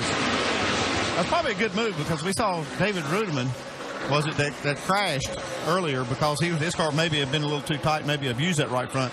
If it's way too tight, it's good to just get it off of there and just bite the bullet. So you see McMurray cycling back out after that early pit stop, and he needs this thing to stay green until it comes back around. DJ, you stand here next to your dad, and you get to talk about a lot of things. Obviously, he was a great mentor to you in your career. Now, as you think about his selection to the NASCAR Hall of Fame, what do you think? Because I know he's not going to brag on it. Yeah, well, I was first off trying to be quiet. I didn't know if there are any regulations to Jarrett's to being on the air at the same time or not, and speaking too much. So we wanted to hear from him. I talk too much as it is, but it has been quite an honor. It's been a great year for our family, and watching our dad being honored into this second class of the Hall of Fame. So we're obviously very proud of his accomplishments and all he's been able to do, and his continued support of NASCAR. That's what my dad has basically lived his life, whether it was driver or as a broadcaster or working for Coca-Cola or UPS, whoever it was, but just continued that. So we're very proud to have him and being honored this weekend. We see Brad Keselowski in the pits, Jamie. Extremely tight was the call for Brad Keselowski. He said he's pushing on exit. He said, we need to get to the front. Old tires or not, they decided to bring it on down to get 4 fresh new ones. All right, so seeing some early pit stops here for the 1 car, and the 2 car. Is the 4 car next? Just curious. That's all. Just curious. If we're going in numerical order, I guess that would be the next one. Yeah, there's Casey Kane, who is running in the 5th position. By the way, Keselowski was 23rd before his pit stop. McMurray was 29th. McMurray's now 32nd, and Keselowski's still cycling back in after coming off the pit lane. I will post something to my dad here just a second as we watch the action take place, though. But he was asked the other day, and something I always thought rather amusing, but we talk about a Hall of Fame career, 50 victories, 2 championships. And when I won I think it was the second Brickyard 400 here in '99, Dad, we were asked the question. I think I won a little over $700,000, which is astonishing. But let them know what you said when you were asked about how that compared to your career. I told him, well, I didn't want to boast, but I won 2 championships and won 50 races. And that day, when he won his second Brickyard 400, he won a little over twice as much as I did during that whole career. In the entire time. Yeah, that changed a lot. And thank goodness for it. Ned, the sport, Dale was talking about supporting the sport. You've had so many different roles, from a competitor and a champion to a track operator of a short track, Hickory Speedway in North Carolina, to a broadcaster and one of those who brought this sport to national prominence on television. What gives you the most pride? Well, I've truly been blessed, Alan, as far as opportunities in the sport. And I think when I started broadcasting, it became a bigger challenge to me than driving the race car, having grown up on the farm and working at a sawmill, and then one day to be able to work for national television, including ESPN. That was very, very special to me. And to see it from its very humble beginning in this sport to what it has become today, what you folks are able to do. Dale Earnhardt Jr. pits from third place, Vince. That's right. He just says that they're beating him on the straightaways. He doesn't feel like he has the straightaway speed that he needs. They're going to make a 4-tire change and an air pressure adjustment for Dale Earnhardt Jr. But when you consider where he's come from, it's been a good day today for the 88. And again, Andy, he needs this whole thing to cycle through around a green flag stops. Oh, if this thing cycles all the way through green flag stops, this is going to be a huge win for Dale Earnhardt Jr. because I never thought that he could stay as far up as he did during that run. You see Junior, you see the leader Jeff Gordon coming down the front straightaway on the left side of the screen. The top 5 as our ESPN telecast of the Brickyard 400 is presented by Golden Corral. We'll continue in a minute.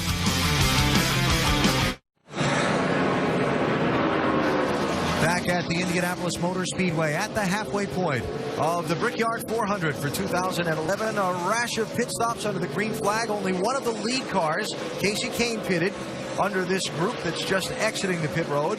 But Jeff Gordon, Jimmy Johnson, Matt Kenseth still out on the racetrack in the top 3 spots. There's Kane rejoining just behind the leader Gordon. Yeah, I'm a little surprised these guys have stayed out, these front runners that you just mentioned, have stayed out as long as they have after knowing how much time they lost to Casey Kane in that first pit stop, Andy.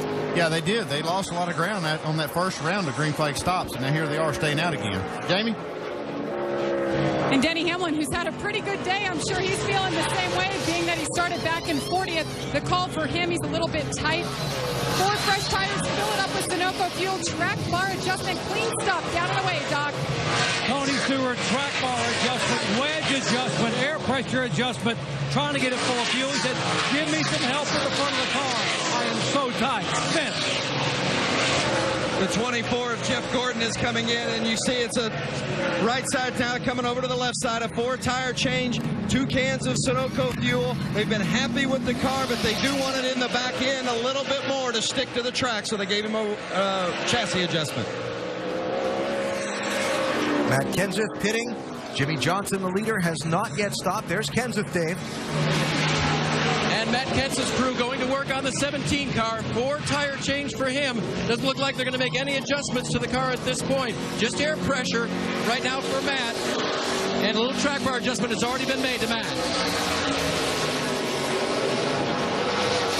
And Jimmy Johnson in after leading a lap, staying out to collect the bonus point for leading a lap during the race that counts toward the championship.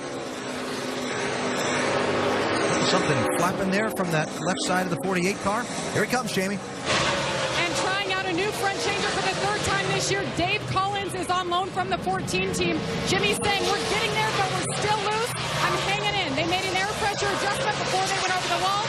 The jack is on the left side. 4 tires, fill it up. Very minimal change. Oh, last minute change. You saw the wrench in the back window on the left side for Jimmy Johnson.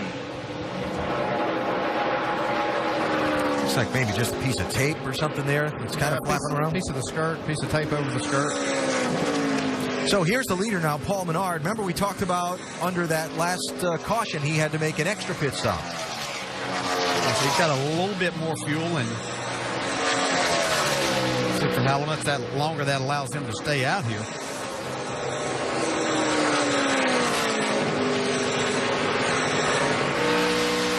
Hard to steal in track position right now by staying out because most cars have pitted.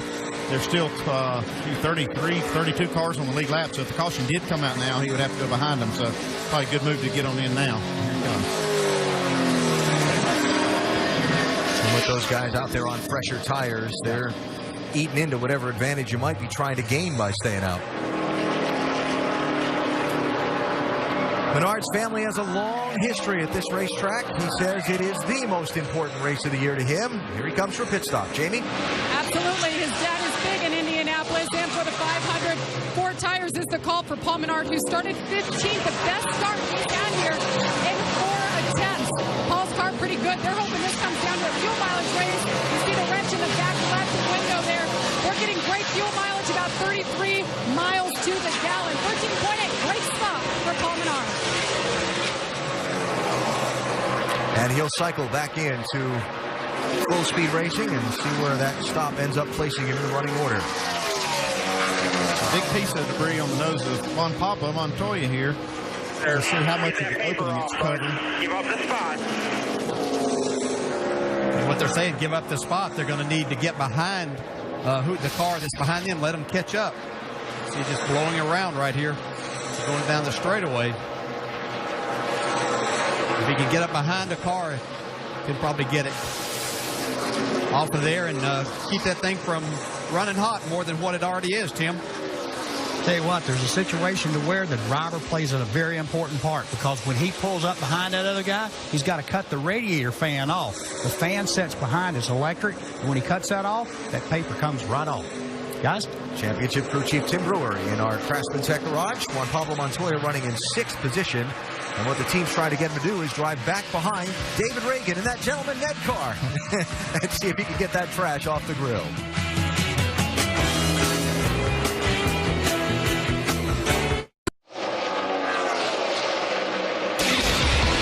NASCAR Sprint Cup Series Brickyard 400, presented by Golden Corral, is brought to you in part by Coca-Cola. Open a Coke and enjoy the race. Sunny 90-degree day for the fans here at the Indianapolis Motor Speedway for the 18th running of the Brickyard 400. Jeff Gordon is leading Jimmy Johnson by 1.5 seconds, with Dale Earnhardt Jr. making it a Hendrick Motorsports hold on the top 3 positions at this moment in the race. Still got 72 laps to go, though, just past the midway point of the event, and there's the gap from first back to second. Gordon had a lead of 3.3 seconds before the stops. It's 1.5 now, so Johnson chipping a couple of seconds off on that exchange of stops. As we went to the break, we were seeing Juan Pablo Montoya in the 42 car with some trash on the grill and some concerns about the temperatures elevating. That trash is no longer there. Yeah, you can see that David Reagan was that car that was right behind Montoya. See, he backed out of the throttle, immediately left.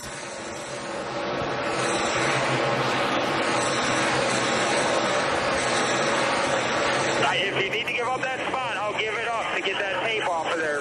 Get that paper off, bud. Give up the spot. He did, and they did. It's better to give up one spot to get it off than have to make that pit stop and take it off. I wonder if that blew out. Maybe somebody else might pick it up, but haven't seen any signs of it yet. Not yet. Ned Jarrett with us here in the Pagoda at our broadcast booth at this Brickyard 400. Dave, what's 42 team saying now?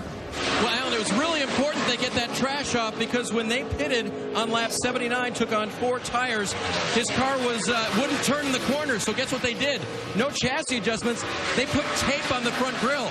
I don't even know if you can see the piece of tape they put on, but so it was already covered more than it was before that. So when they got the bag on the grill, double trouble. Yeah, another thing that they want to do is they need to keep that engine cool to make power. I talked to Richie Gilmore. He's over that part of the engine department that builds engines for this car. He says that if you get that thing over 220 degrees, for every 10 degrees, if you get over that, it'll lose about 1.5 to 2 horsepower per 10 degrees. So they want to keep that thing as cool as possible. Ned Jarrett with us, watching the car that's honoring him and his induction into the NASCAR Hall of Fame. David Reagan running in 6th position. Had you ever spent much time with David prior to this venture coming together? Not a great deal, but I'll tell you, every day I became more impressed with him. He's such a fine young man, comes from a good racing family. His dad, of course, was a racer, and his grandfather was a racer. And he handles himself so well for NASCAR and for UPS and everybody he's associated with. And by golly, he's turning in to be a good race driver, too. Got that first win back on July 2nd at Daytona in the 400 there, and picked up, of course, the pole for this race in qualifying here yesterday. You still do a lot of speaking and a lot of appearances for some sponsors, UPS and Coca-Cola and a couple of others. When fans talk to you, what's the thing they talk to you about the most? You know, the first thing that comes up, Alan, in every conversation as we've traveled around the country since that 1993 Daytona 500, and Dale, of course, passed Dale Earnhardt on the last lap to win it, and I was in the booth. And they allowed me to call him home and be a daddy instead of being a broadcaster. But that's the thing that people talk about more than anything else. Now, I've had an opportunity here this week to visit a lot of different fan groups, and they talk about the competition today, ask my opinion, and, hey, the competition's the best, in my opinion, it's ever been. When, you know, we've already had 13 winners so far this year, and there are a good 10 or 12 other teams and drivers that are capable of winning that haven't gotten there yet, so that's strong. You have that many teams in the field and drivers who can win a race on any given Sunday. Sometimes one driver might get hooked up like Gordon is here today and pull away a little bit, but racing is really good today. Watching Kevin Harvick and Kurt Busch here race for 15th and 16th positions. Yeah, I don't think this is the positions on the track that either one of these drivers expected. Both of these drivers were very confident in their chances today of trying to win this race. And we saw Kurt Busch on the very first lap of the race contact the wall off turn 4. I think that hurt him some, but he's really working the back bumper of Harvick right now. I talked to Kurt Busch at the driver introduction, and he really felt good about his chances here. He thought it had a really good car, but like I say, brushing that wall don't take much now at these speeds they run. It's a fine line between success and not. The yellow flag is out. A lot of drivers glad to kind of see that for a number of reasons, to work on their car again. And tell you what, it's a hot day out there. We've seen some drivers with their hands out the window trying to get a little fresh air in those cockpits. Caution for debris on the racetrack. And the yellow coming out here for the third time in this race. And whatever that debris was, Kevin Harvick just ran it over. Exactly what they were going to try to keep from happening at speed. But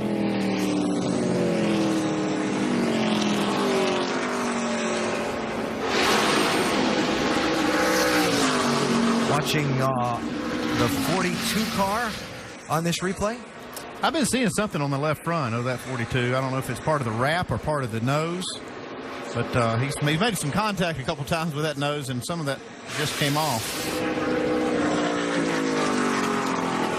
So debris yellow, something coming off Juan Pablo Montoya's car is going to bunch the field up behind the pace car and set up probably another round of pit strategy here. It's been just not too many laps since they made that green flag stop.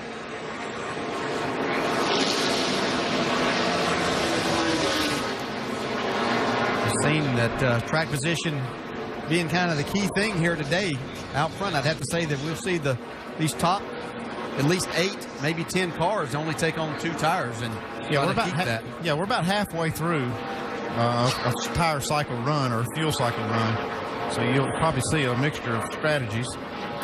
Third car behind the pace car there, that white 32, that's Mike Bliss. He's going to get the free pass as the first car not on the lead lap. He's actually 2 laps down there, so it's going to get him one of those 2 laps back for the Fast Lane Racing car owned by Frank Stoddard. And looking back quickly, back at 31st, Trevor Bayne had taken the wave around that time before, and he stayed on the lead lap, so it's worked out for him.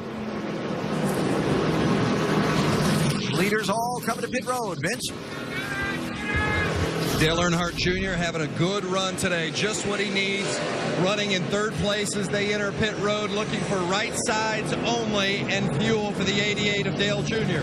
Now for Jeff Gordon, also right sides only. They're going to go back up a half round on that track bar. He's got a little bit too tight in traffic. Jamie? Jack Nels told Jimmy Johnson last time he was too close to the pit wall. He hit his marks perfectly this time. 4 tires, track bar adjustment. He's still a little loose, Dave.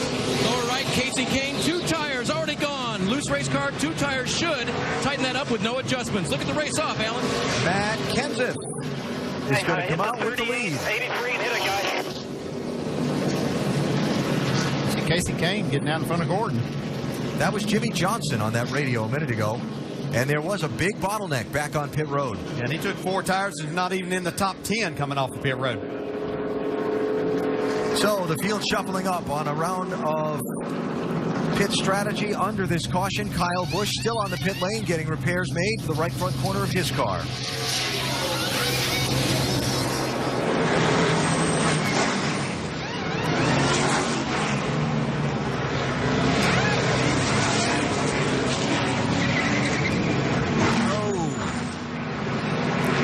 Contact exiting his pit box, and then he backed up, and they went to work to fix that right front. Gentlemen, Ned, I know you got a lot of duties today. Thanks for stopping by and sharing some of the day with us. Well, thank you. It's been an honor to be here with you today. It's been an honor to work with you over the years from time to time. Ned Jarrett, Grand Marshal for today's Brickyard 400 at the Indianapolis Motor Speedway. We'll come back for the restart in a minute.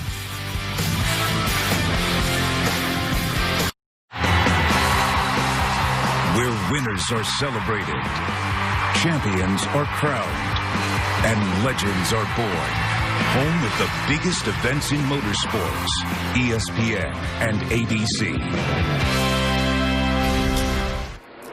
At ESPN with the NASCAR Sprint Cup Series right through deciding who this year's champion will be. Today it's the Brickyard 400 from the Indianapolis Motor Speedway. Our telecast presented by Golden Corral. And this field has been shuffled around on this set of pit stops. Jimmy Johnson was the first on pit road, or first off of pit road to get 4 tires on the stop. He's back in 13th place. It was not without some other highlights as well. It's such a narrow pit road. You see, it gets right inside of Brian Vickers. Jamie, what are they saying in the 48 pit? Chad Canals watching our coverage right now, the replay there, or what happened to the right front. Jimmy, I know you guys had the 5 team take a look at it. I know you're seeing it there. Any concern at this point? There's always concern for sure, but I think from what we've seen, I think it's okay right now. Hopefully we'll make it to the next pit stop. We made a mistake right there and took 4 tires. We probably should have taken 2, but Jimmy's doing a good job out there. The picker's doing a good job, and we'll just see where we end up. Car's fast. The driver's doing all right. They just have to keep their eye on that damage. And hey, guys, Chad also told his driver, hey, this could help our loose condition. Paul Menard did not pit. He is the leader with Matt Kenseth alongside him as they come to the restart, and we get ready to hit the Eyes On Speed Zone.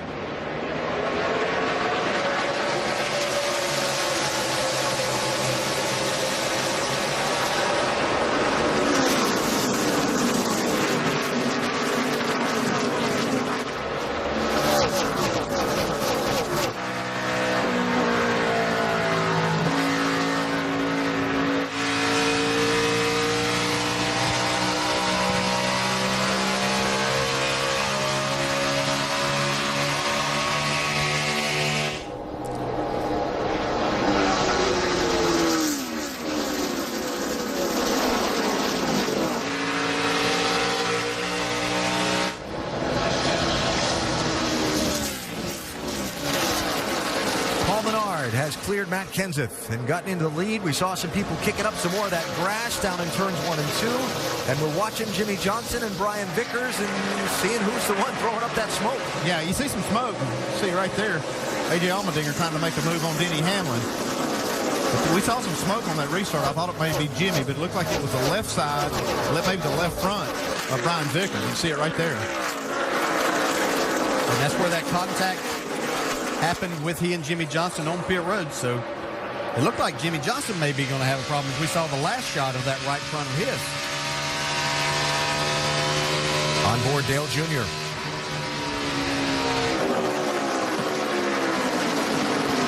Oh, Kurt Busch and Jimmy Johnson.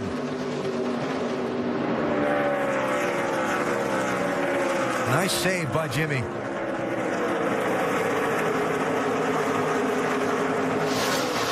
We saw a lot of give and take early on in this race, but we've got getting down to the point. There's only 60 laps to go now. A lot less of that going to happen. More taking. Clint Boyer all the way down to the inside in that Cheerios car being pushed down the front straightaway by Ryan Newman in that 39.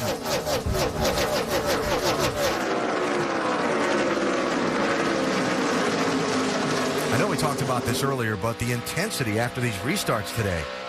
Wow. Yeah, and as these laps wind down, it's only going to ramp up more and more. Casey Kane getting another spot. Get it from Denny Hamlin. That'll put him up to 6th place.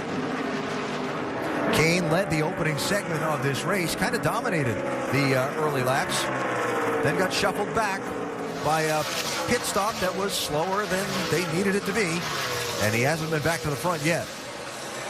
Yeah, and Denny Hamlin's had a nice recovery from having to start in the rear, but I think they really believed that they had a better car than this once they got themselves situated up into the top 10. We've seen every car that can start up front really having, way better lap times. You can see Paul Menard leading this race, running in the 51-second bracket. That clean air is just worth so much, especially at this track. I'm sorry, I was just going to remind us to all that Menard didn't pit under that last caution. Matt Kenseth got 2 tires on the caution. Yeah, and his pit crew did a fantastic job, as they normally do, getting Matt in and out of the pits and getting him good track position. And now we're seeing what his car will do up front.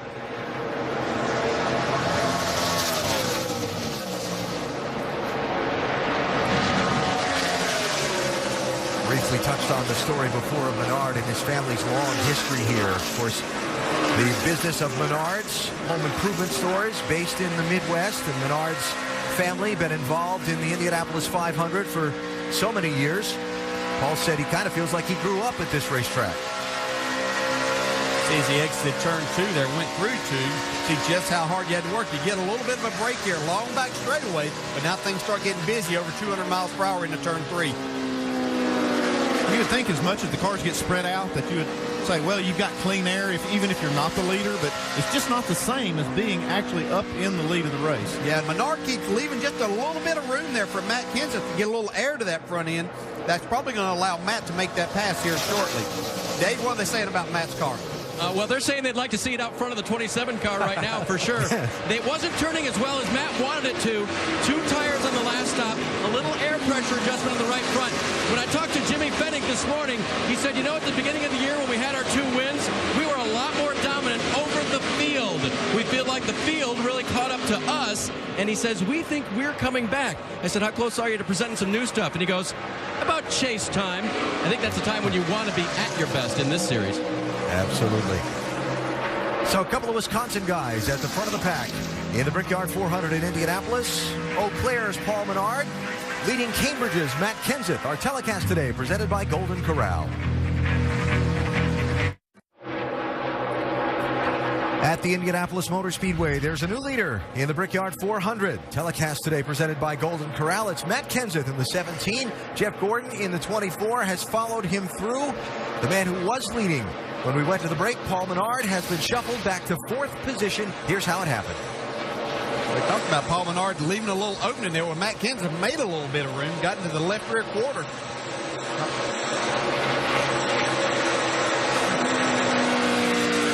Right here, Paul's trying to get to the bottom of the racetrack, and he gets shoved up out of the grid completely. Has to go down to 3rd gear to get back going. And so again has been shuffled back to 4th position. Juan Pablo Montoya is up to 3rd and is also gutting around Menard. This has been a new strategy for Montoya. He's dominated the last 2 races and doesn't have anything to show for it. So maybe he decided to sit back and surprise these guys. He's just stalking these leaders right now. Lead the lap that counts the most? Yeah, well, the only one that pays. Or pays the most. There he is, that bright red Montoya car in 3rd position.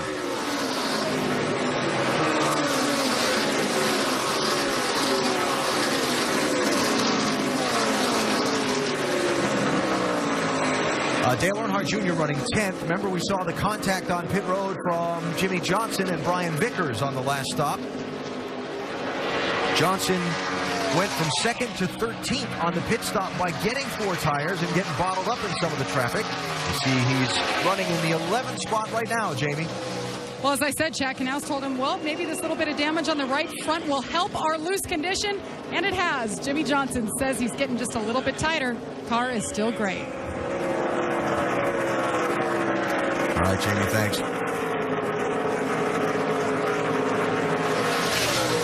You know, these guys that have taken 4 tires now, Andy, spinning forward toward the later stages of the race, are they setting up for anything in particular that maybe some of the guys that just took 2 won't be able to take advantage of? Well, definitely, like Jimmy Johnson will have better left sides so he can get 2 tires. If this thing goes completely to the end without a caution, though, you're going to see a green flag stop where they'll need 2 cans of fuel. They'll be out of fuel. They'll have to change 4 tires because they're going to be there long enough to do that. It's not quite time to say, okay, we've got a fuel mileage run coming to the end, because if they do that, they're just, like I said, they're going to have to run 2 full tanks of fuel out of it. But there is definitely one more stop to go. They pitted with 65 laps to go with the fuel we've been seeing today. So I say it puts you right there, but you know, I feel like a lot of teams can make it farther than what we've seen so far. We've seen a lot of cars pitting, and you know, we'll see one car pit and then a bunch of cars come in to kind of short pit with them. Don't want to give up any of that, you know, time that you can gain on new tires. Yeah, this is a perfect example that we've seen here. Jimmy Johnson was running Jeff Gordon down before that last caution came out. They decided to put those 4 tires on. He's mired back here and really can't move forward, and we've seen this in years past just as we have here today.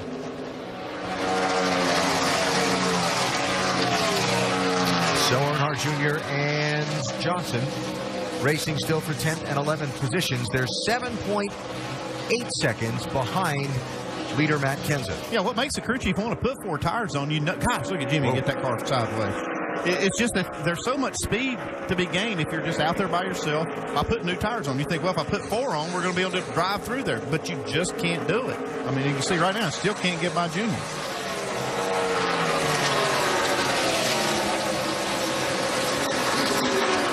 And again, the trend this season overall has been for fewer cautions. Man, look at that. Gosh, Jimmy's out of control right there. He wrecked that thing 3 times. And just didn't hit anything. He missed some good opportunities. Take a deep breath, bud. I know. A little frustrating up there. Earl Barvin, the spotter, talking to Jimmy Johnson. Jimmy just trying to make something happen here. Whoa.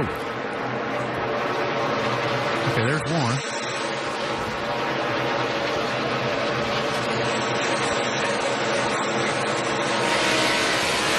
There's another. But he didn't get the 3rd strike, and he's not out. Up ahead, it is Matt Kenseth leading Jeff Gordon by 0.2 of a second. Juan Pablo Montoya is 4 seconds back in 3rd position. Now Sprint brings you an inside look at the chase for the NASCAR Sprint Cup. The driver who has led the most laps today so far is Casey Kane in that 4 car. He's been out in front for 48 circuits today, while Jeff Gordon has led 35. Speaking of 48, there are 48 laps to go. For more NASCAR stats, in-car audio, and live race radio, check out NASCAR Sprint Cup Mobile at sprint.com/speed. Roush Fenway Racing has never won the Brickyard 400. Hold that thought. Caution flag is out. It's going to be for the 4th time in this race.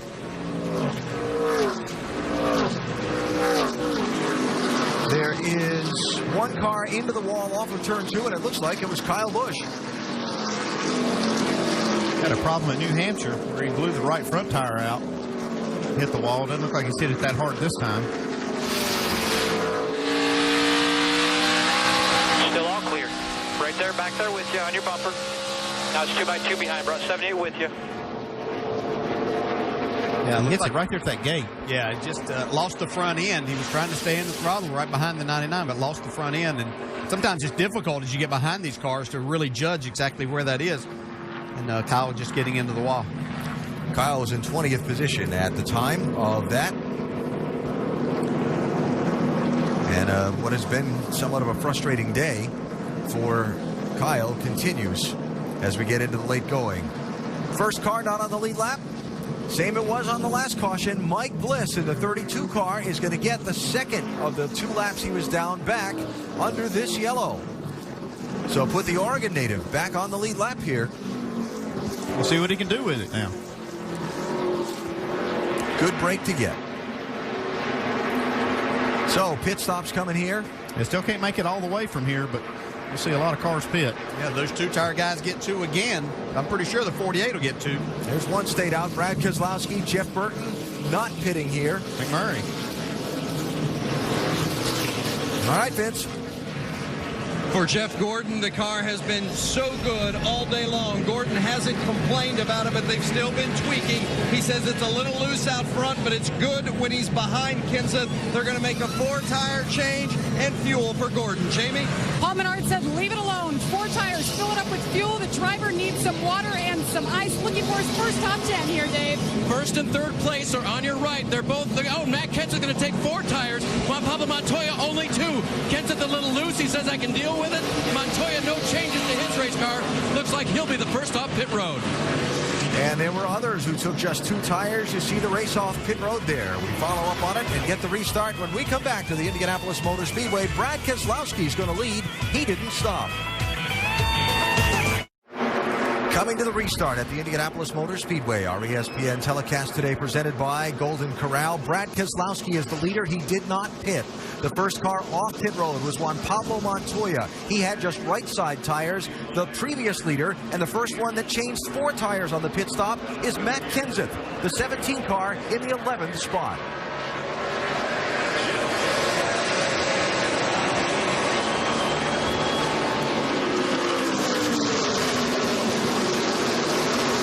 Contact there. Murray in the 51. See some dirt flying.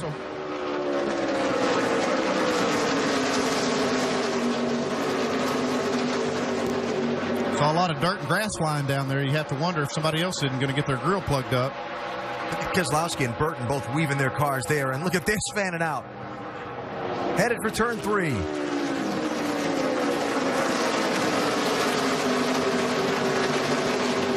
See Denny Hamlin being really aggressive back there, too, trying to make his way forward on this restart. Harvick trying to root himself a hole under Jimmy Johnson for a spot.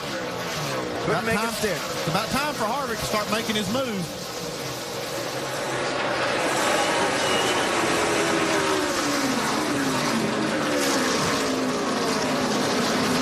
Clint Boyer, 33. David Reagan, 6. You can see Boyer getting a little bit loose on the inside trying to make that pass. Here comes Kenseth. He has those 4 tires that you talked about. Restarting in 11th position.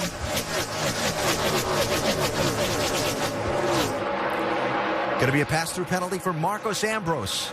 Changed lanes before crossing the start-finish line on the restart. That's a violation. We've seen that get quite a few drivers this year. There you see Clint Boyer able to make that pass this time on David Reagan in the 6 car. Haven't talked a lot about Kansas Clint today, Vince. What's going on with him? Well, Clint Boyer, who finished 4th in this race a year ago, and they felt pretty good about their chances if they could get it up to the front. But he's really been battling a tight race car throughout much of the day today. They had some electronic problems early, so to be sitting where he is with a car that's pretty good right now, they're pleased with the way their day has unfolded so far as we get into the stretch run here at the Brickyard. Yeah, Clint Boyer, somebody. Here comes Jimmy Johnson trying to make a pass on the outside. 4 wide. Was it's not going to work? There you go. There it is. Landon Castle. A lot of cars coming behind here, though. Look out. Casey Kane sliding through. That track narrows up in a hurry. I see all the grass on Casey Kane's car. He's going to make another pit stop here to get it off. Caution flag is out. Right at the 3/4 mark of the race. You can see grass on all the grills of everybody behind this. Every one of these cars will have to make pit stops. You know, and that 51 car, Landon Castle, he was the first car that didn't have tires of any kind, stayed out there. And you always hate to be that car. He's done it twice today. Yeah, worst position you can be in as a driver. And Castle to pit road to get some tires changed before that car gets torn up any further. This got crazy. Yeah, I did see Jimmy there gets actually into the wall just a little bit. They're making it 3 now, 4 wide. You see the big pull. Denny Hamlin even got a big draft from that. Yeah, and 3 of those are normally very conservative drivers that we see making that situation of 4 wide with Reagan, Kenseth, and Jimmy Johnson. But it's getting time to do things in this race now.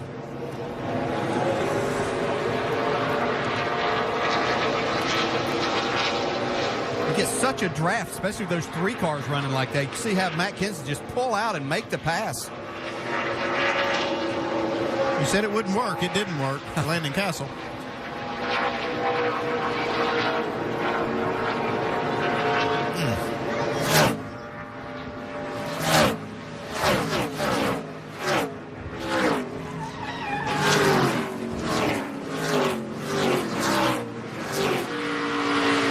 Kurt Busch. Back in front of you, on the top, in the middle, right here. Wow, that was pretty cool. Did a great job to miss that. So you still may have some damage to that front splitter, and see all the grass. You can see it's running hot already. All these cars are going to have to make a pit stop pretty quick to get those grills clean. Big mess up there in turn 3. Casey Kane, you saw the first one to really dig into that grass. Looked to me like rip that front splitter off the bottom end of the nose of that car, and if that's gone, that's a big repair for that 4 car that's been so strong today. Under caution for the 5th time, 3/4 of the way through the Brickyard 400. Hey, who mowed the grass? A bunch of them just did. 37 laps to go at the Indianapolis Motor Speedway. If you're just joining us, you've certainly missed a lot. David Reagan led the field to green, but it was Casey Kane who led that very first lap. So far today, he's led 48. More on him in a second. Pit road has been very tough. Pit road's been really tough. You see Tony Stewart and Kevin Harvick kind of getting together, trying to get down pit road. Look at Montoya. He gets in the back of the 31 of Burton, tears up the car a little bit. Then there's Jimmy Johnson and Brian Vickers getting into it. It's also been a very active day for Juan Pablo Montoya. On the track, getting into Mark Martin. He's also had some contact on pit road. There he is there, trying to get some debris off of his grill. But guess what? Montoya has been so good at this track, and now he is lurking. He's in 3rd. This, though, incident just a few laps ago, the biggest incident of the day. He can't really go 4 wide. You can't go 4 wide. Landon Castle figured that one out. He's the one who lost on this one. Comes sliding across track. Take a look at Casey Kane through the grass. Spins, doesn't hit anything, and everybody's going through this grass, clogging up all the grills, and now they got a heating problem. Let's take a closer look at what some of these drivers have had to do to get through this. Paul Menard through the grass. Oh, that's unbelievable. I mean, these guys are carving themselves through there, barely missing these other guys, downshifting big time. Let's take a look at Carl Edwards. Carl gets down into turn 3. There's Mark Martin in front of him. He dives at the bottom, misses him by about a foot. Grabs another gear, accelerates right past Landon Castle, back up on the track. I'm telling you what, Nicole and Brad, that was some good driving. Well, while all that was happening, he had his hand out the window in the beginning trying to woe down traffic behind him. He saw the accident coming. Outstanding. Casey Kane, one of the drivers that has splitter issues now because of that. Here's an interesting note. The driver who has led the most laps has not won 4 of the last 5 races here at the Brickyard. As of right now, guess who has led the most laps today? Casey Kane. That would be Casey Kane with 48 laps. We're right now working 36 to go. We will reset the field for you right now. Brad Keselowski leads the way. It is Jeff Burton in 2nd and Juan Pablo Montoya in 3rd. This has been his track. What do you expect out of Montoya now that he is, at least of now, playing the strategy right? Well, I think that Montoya is the guy that we're going to have to watch. With 36 laps to go, he's put himself in good position right now in 3rd position. Car's been relatively clean. He's had a couple of nickups, the one on pit road, had the paper and all that type of stuff, but he's still got a good, clean race car. With his history here, I think he could be the guy to beat. Brad, I tell you what, I think these cars can run about 35 laps max on fuel. I expect a lot of guys to be hitting pit road before the restart, topping these things off and trying to make it. It's going to be real tight on fuel. Tight on fuel. So it will be interesting to see what will happen here because, as we see, cars coming down pit road, including Paul Menard going in to get some fuel. You see Kyle Busch. He's had a few issues today as well. This could make them, obviously, good to go till the end. Yeah, I think it'd be good to go right now. I mean, they got to watch the fuel just a little bit in case they get a couple green, white checker restarts, something like that. But these cars are getting about 4.7 miles per gallon.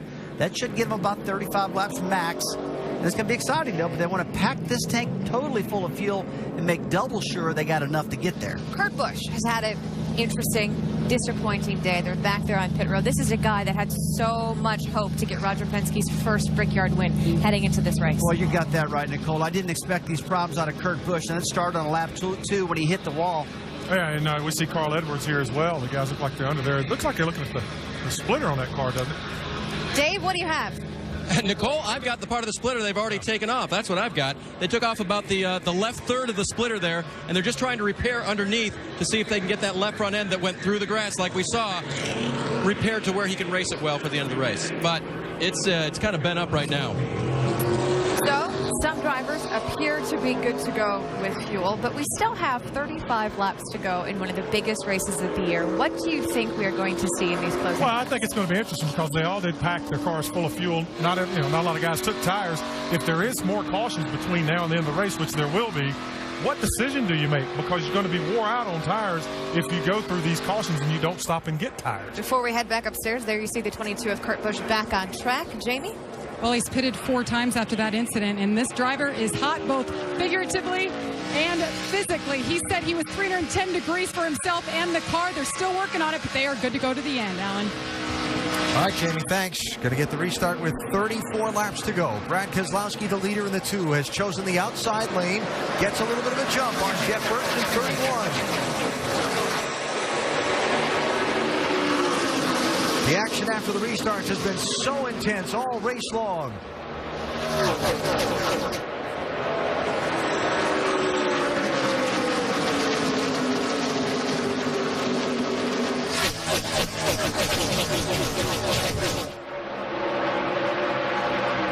Jeff Gordon trying to drop to the inside of Denny Hamlin. Here's Gordon in that 24. Yeah, that back straightaway is a great place to use the draft a little bit. You can see Jeff Gordon making that pass to perfection right there, hitting turn 3. That was 8th position Gordon picked up there. Now, first off of pit road on this set of stops was Tony Stewart in the 14. He is back in the 11th position right now. Yeah, Tony's had a handful of that race car all day. They've been working on it. He's got into the wall a little bit, so they've just been trying to make it a little bit better for him. So he and his teammate Ryan Newman right there together. Tony, the 2-time winner here in Indianapolis. Matt Kenseth hunting the spot on Juan Pablo Montoya, the 17, up to 4th spot. Here comes Johnson trying to follow through. I tell you what, watching Kenseth and Jeff Gordon there coming into your screen now, they've been the 2 cars that I've seen that's been able to make passes on faster race cars, so they could drive their way to the front of this before it's over. One thing is, Jeff Gordon's going to have to make another pit stop. All of these leaders in the top 10 are going to have to make another stop before the end of the race. Some of the cars, a lot of the cars that just pitted can make it to the end. And Andy, another thing you're watching very carefully are the grill openings on some of these cars, because even the ones who were ahead of the accident that brought out the yellow ran back through a lot of that grass for a little bit under the yellow. Yeah, that grass was very dense on the track, and I saw a lot of the leaders go through there and collect a lot of that. So I'm kind of watching to see if any of the leaders have to make a green flag stop just to clean the grill. Casey Kane in the 4 trying to regain some of the ground lost in the spin. I wasn't sure how much damage was done on the front of that car. Saw Casey Kane be exceptionally fast at the beginning of this race, but he's really struggled back in traffic. See if he can make his way forward once again. Here comes one of those cars having to come to pit road. Looks like it's Harvick. Now Harvick stopped under that last yellow. He may still have some issues. That or possibly maybe have run over something since that and possibly cut a tire down. Brad Keselowski, the Michigan native, out in front for Roger Penske. That was the Harvick radio with the gas only. I think that may be a situation that they can go from this point forward now, and if any cautions do come out, they've kind of made their plans. They're going to stay out. Doc, is that what it was? It was simply a planned splash of fuel. He should be okay. Remember, Kevin Harvick is the best closer in the sport. They're hoping that with everyone else having to come on, or most coming on, will help them in the final 10 laps. Whoa, for 3rd spot there. I think Jeff Burton was trying to get on the pit road. He did make it on the pit road there. Maybe with a little assist from Matt Kenseth. And it cost Kenseth the spot. Remember that later. Gordon got by him there.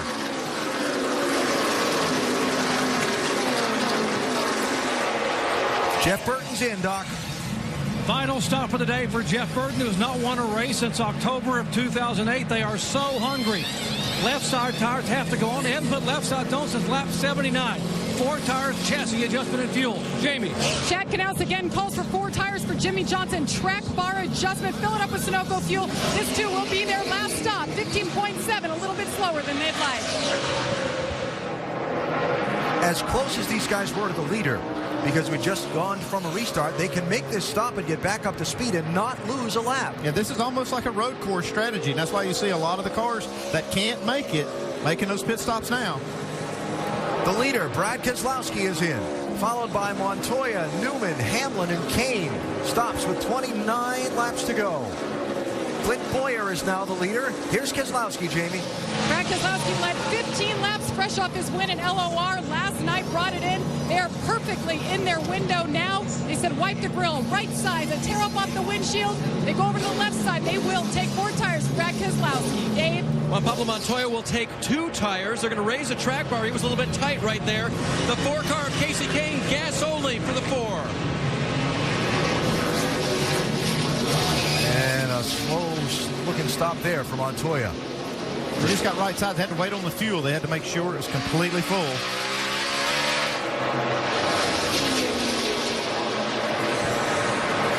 So Clint Boyer is the leader. Jeff Gordon is second, 1 1/10 seconds back. Here come more green flag pit stops. Dale Jr., Joey Logano. Vince? It'll be 2 tires and fuel for Dale Earnhardt Jr. He's having the kind of run that he's needed to get back on track in the points chase. A good one for Jr. Jamie. Joey Logano, who came into this race not sure what they had. They have been battling all day. They've been adjusting. You see the high cam there, watching the 20 car get serviced for what will be the last time today. Right sides only for Joey Logano. Don't get caught for speeding on pit road here.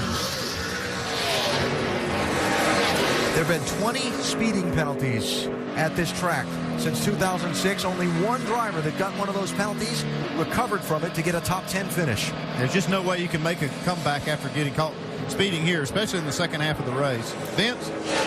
Shane Wilson, the crew chief for Clint Boyer, reminding his team and his driver, no speeding penalties and no mistakes. They're going to make a 4-tire change, also a track bar adjustment for the 33 of Clint Boyer. He's been running strong today, just as he did a year ago when he had a top 5. What kind of result can they get? They'll clean off that grill and go. Dave?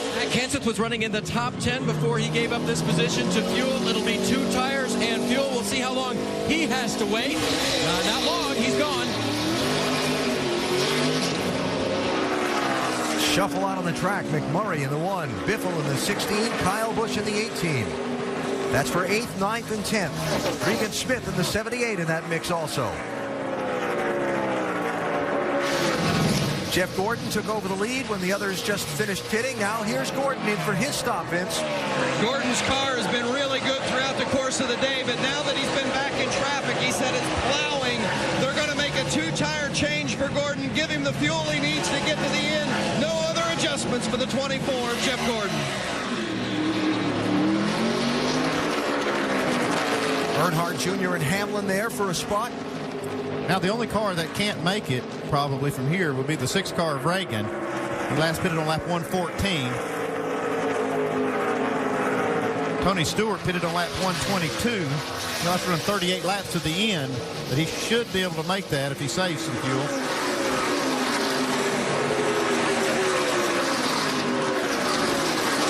Here comes Reagan, it looks like. Followed by A.J. Allmendinger. So Tony Stewart goes to the lead as David Reagan, the pole sitter for today, comes to pit road. It's a long haul down this pit road at the 55-mile-an-hour speed limit. It takes about 32 seconds to go from one end of it to the other without getting caught for speeding. And that's without making a stop. That's without stopping, yeah. And in a business where your job is to go as fast as possible, that can seem a little bit awkward at times behind the wheel, I'm sure, Dave. David Reagan being told to leave on the jack. He will get a track bar adjustment along with the 2 tires. A.J. Allmendinger right behind him. A 2-tire stop for him as well. No, oh, yes, 2 for Allmendinger in the 43. So, Indiana native Tony Stewart is now the leader of the Brickyard 400, seeking a 3rd win in this race. He's some 3 seconds ahead of Brian Vickers. Does he have enough fuel to make it the final 25 laps? Will a yellow flag change the whole picture around again?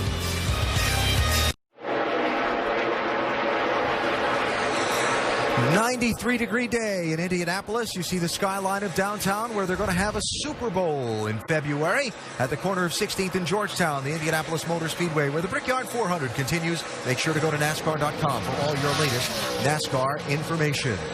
Tony Stewart, the Indiana native, who has such a passion for this racetrack, who finally got a win here after so many frustrations, who picked up a 2nd one, he said took all the pressure off, is out in front of this race through a strategy play The question is, can he make it to the finish?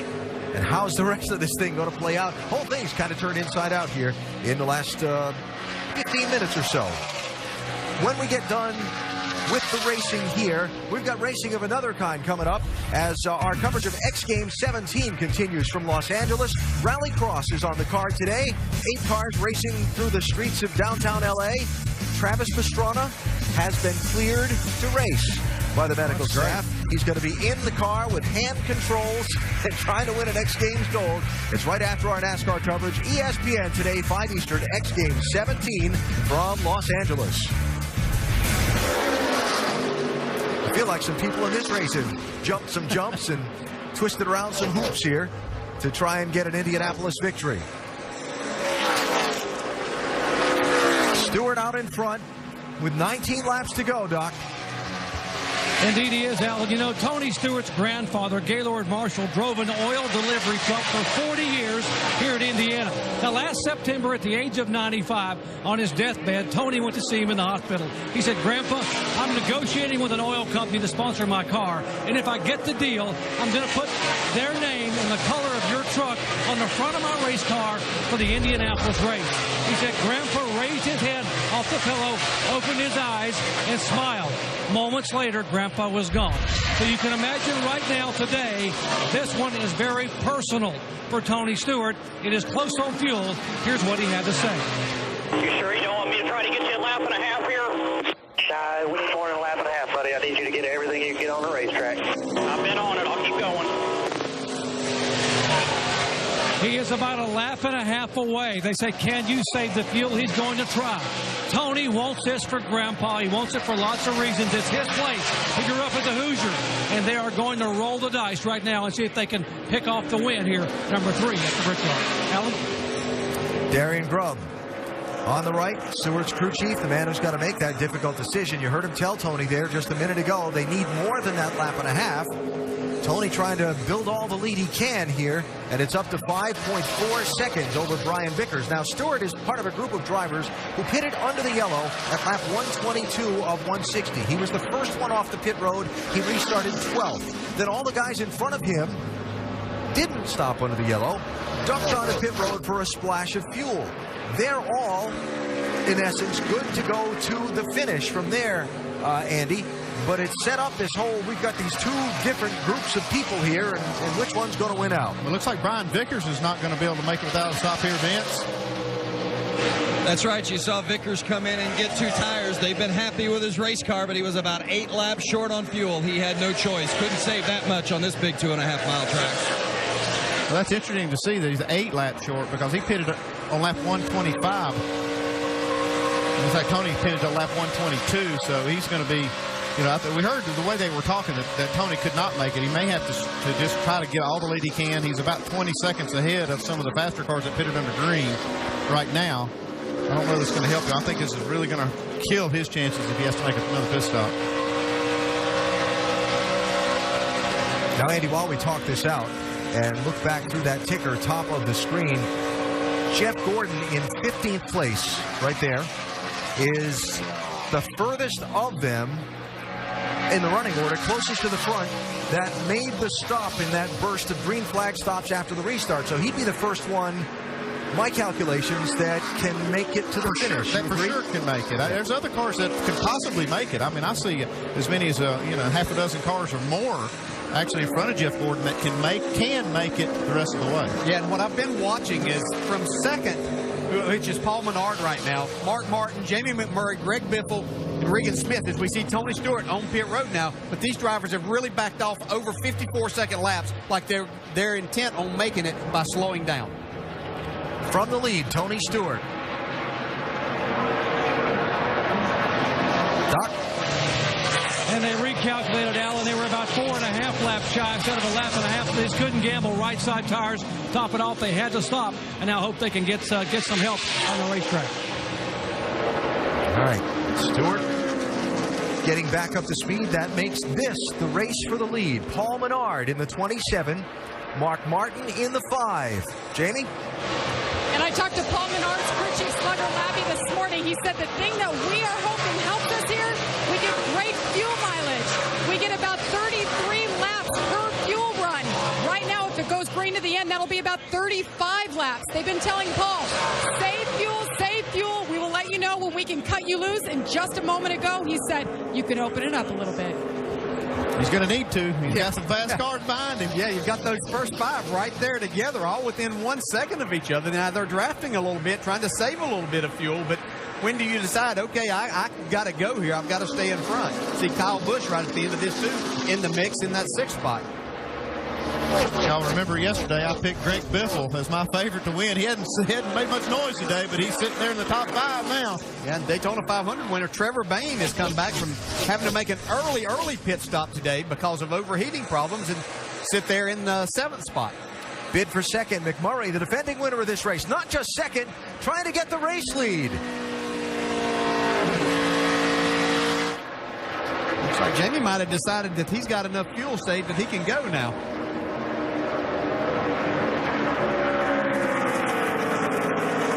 It's turned into another one of the races we've seen this year where pace, strategy, trying to be there at the end has turned the whole running order inside out. But the question is, are all these guys that are racing for the lead going to make it to the finish? How about McMurray, Dave?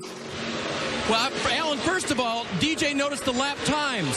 Audibly, you can hear these guys slowing down into turn 1. It's a slow pace for the race lead. Jamie McMurray topped off on lap 125. Crew Chief Kevin Mannion told me he needed 2 laps saved out of him. If he believes he's got all that, McMurray might be able to win 2 in a row for Chip Ganassi, who you see there on the right. And he may have just enough, as you just saw, to get by the leader, Paul Menard. But it's a funny game right now. They sound slow. They are slow. They're saving fuel to try to win. Yeah, Dave, I just saw Greg Biffle back off right here in the middle of the front straightaway and let Regan Smith go by. I think that's what you're seeing. Paul Menard might be the only one that's running a fairly aggressive pace, but I think he's trying to save fuel as well. He looks in his mirror, sees all these guys backing off. He says, well, I think I'll just back off. And now they all come back together. I talked earlier in the day about what a win at this racetrack would mean to Paul Menard. That story in his own words. It'd be big, after 30 plus years of trying to win a race at Indy. If we came through with the Brickyard, that would be a huge deal for my family, and we'd all kiss the bricks together. Paul Menard, the most important race of the year to him. Watching his pace compared to the pace of Jeff Gordon, who made the green flag pit stop after that last restart and runs in the 11th position, is 12 seconds behind Menard at the moment. Menard's got to try and keep McMurray behind him, manage the pace to see if he can get to the finish, and manage that gap back to Gordon and the others. Well, he's only got 12 laps to go, and he can manage that gap to Gordon fine. But look here, he's got a little pressure, a lot of pressure from McMurray now. He doesn't have to fight these cars right here. Yeah, and Jeff Gordon's beating him a second a lap right now, which with 12 laps to go, he could get somewhere close there. Charge from the Daytona 500 winner. Trevor Bayne just took 4th spot from Regan Smith. Bayne in the red and white 21 for the Wood Brothers. It's building to a boil in Indianapolis. Well, you see some drivers have to save more than others. Greg Biffle, like I said, he was 4th. He's finally backed off so much he's lost ground to 7th. And none of these cars, I don't think, in the top 5 are running as fast as they can run. We know that Jeff Gordon and the cars that pitted under green are running as hard as they can go. Yeah, but can they run faster and make it to the end is the key. And there is a minimum speed, by the way, that you do have to run. We're not quite there, though. They've backed off a lot, but not that much. They're actually getting a little bit close to it, Andy. No, I think that's hard watching racing. Trevor Bayne, yeah, he must feel that he's got plenty saved because he's just been trying to make almost a pass a lap here for the last 3 or 4 laps. Bayne pitted on the same lap as Mark Martin and Jamie McMurray and Paul Menard. He doesn't have any more fuel on board. What are the Wood Brothers saying, Doc? Well, they're impressed with the fact that Trevor Bayne had never seen this place before going through the tunnel there on Friday, but right now he's driving like a veteran. They told Trevor, you're going to be short on fuel, but we're going to stop anyway, so go up there and get the lead. He said, on my way. He will pit, by the way, with 7 laps to go. All right, there's the background on that. Bayne is going to have to pit. So that's why he's running as hard as he can. McMurray looking for the lead. Made the bob, made the weave. They had to back off. I don't think he's serious about making No, it. I think one thing, he's trying to make Paul Menard run a little hard, and he's also seeing exactly how much can I get back in this draft, pull me up, and where can I make my pass. And Mark Martin right there in third. And being the leader is almost a disadvantage here when you're trying to save fuel, because you can't really know the pace you need to run. The cars behind you can. They can kind of judge how fast they're running based on your speed. Yeah, I've been real impressed watching Paul Menard's times, though. He's been somewhere between like 54.20 and 54.50, and doing that leading the race, that's difficult. I know that's 0.3 of a second, but that's very difficult. You don't have a speedometer in there to tell you how fast you're going. Jeff Gordon is ninth. 7.7 seconds back. McMurray goes to the lead. 8 laps to go. The defending winner is out in front. And does he have enough fuel, and has he saved enough to get to the checkered flag? The thing is that none of these drivers and teams have run this far today. They've been making these pit stops well short of this, so they're not exactly sure. They know what they've been picking up, but have they saved enough in this run? And again, Jeff Gordon, 1 second a lap faster than these guys. 7 seconds back. 8 laps to go. It's getting good. The thing is, when Jeff Gordon catches all these cars, if they can all make it, it's gonna slow him up a little bit trying to go through them. See a nice shot right there. You just saw Jeff Gordon coming into it. Here comes Trevor. Doc Bunch reported he would have to pit with 7 to go. Come on down. Come on down. 49. Come on. Final stop for Trevor Bayne. It'll be right side tires and fuel. They are so impressed with how much he had learned here the first time at this racetrack. Running fourth when he had to make his final pit stop and gaining. But it's going to be too little too late for Trevor Bayne. Right side, he's down and away. Menard staying right with McMurray. He wouldn't have dropped back behind him to draft him a little bit to save some fuel, would he? That's very possible. But they both picked up. They're both under that 54-second bracket now, down in the 53.70 range. So they have picked the speed up. Well, they're getting some good information from their crew chiefs that are watching all these lap times. They can see, you see Jeff Gordon just coming off of turn 4. We'll look at the speeds at the line here. You can see 166 for the leader. Watch this one. Almost 168 miles an hour. He made 2 more passes of cars right there on that lap to get himself up into the 5th spot. How many I'm trying to get? Everybody in front of us is a spot here. Everybody's a spot. Jeff, they're all saving. All the leaders. It looks like they're in slow motion here. So you know Jeff's just driving as hard as he can, trying to get to their bumper. Yeah, and he's almost a second and a half faster right now than what they were. Jeff's even picked his pace up just a little bit. And you see McMurray has put just the slightest bit of gap back to second place Paul Menard. This could turn into a wild last lap. There could be people running out of gas and a guy charging to try and catch them all. How about McMurray, Dave? Alan, conversation between him and Kevin Mannion, his crew chief. Did I need to save 2 laps or am I half a lap short? Kevin told him, you're half a lap short. He goes, why? Because something happened or because I saved it? Because you saved it. So the crew chief, confident that he's gotten him there, maybe down to the half lap, as Gordon keeps coming. Jamie? Slugger Labby telling Paul Menard, we're going to turn you loose here in another 2 laps. He's saving fuel right now. Wait till he opens it up. They're also reminding him it's the same engine, same strategy ahead of him. Vince? 5 of Mark Martin is running third, and Martin had been told by his crew chief, Lance McGrew, I need you to save me a little bit of fuel. Run the same pace you've been running for 4 laps, and then you can go. This is the 4th lap. Look for Martin to be able to put it to the ground and go to the finish. What is going to happen in these final 4 laps? Leaders in some lap traffic. 32 of Mike Bliss just ahead of him. Go ahead, go. We're turning you loose. 24 is 2 seconds faster. We can't give up. Okay, the race is on here, guys. Here goes Paul. That was his radio. He was told to go. He's gone to the lead. Paul Menard. Yeah, he was just told that Jeff Gordon was almost 2 seconds a lap faster these last couple of laps. You can see him well in the picture now. They got to go. They got to go now, whether they have enough fuel or not. If they're going to win this thing, they can't let that 24 catch them. Gordon is behind. Regan Smith Mark Martin, Jamie McMurray, and Paul Menard. There he goes by Regan Smith. Gordon up to 4th place. Can the 4-time champion charge all the way to the lead in these final 3 laps? Jeff Gordon has picked his time up back under 53 seconds a lap now for Jeff Gordon. McMurray going to get passed by 2 as he tries to save some fuel. Martin to 2nd, Gordon to 3rd.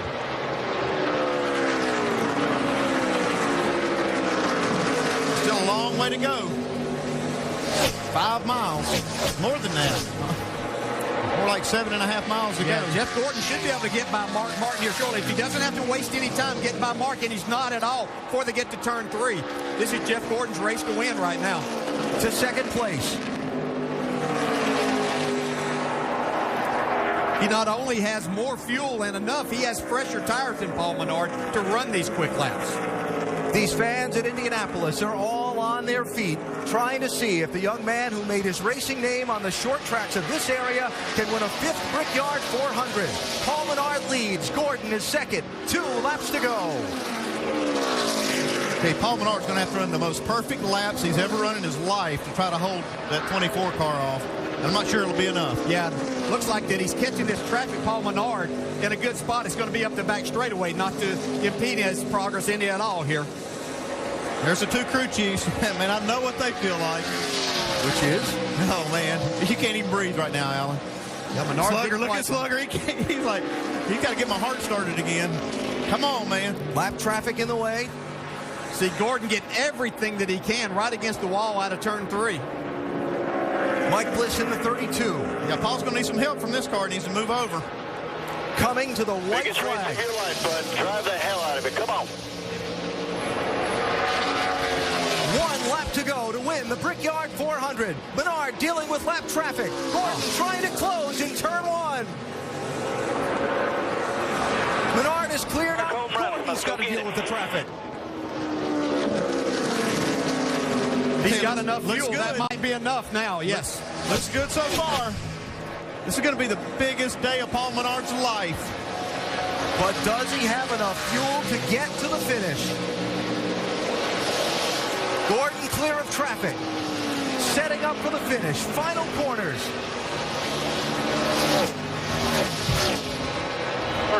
Good corner here.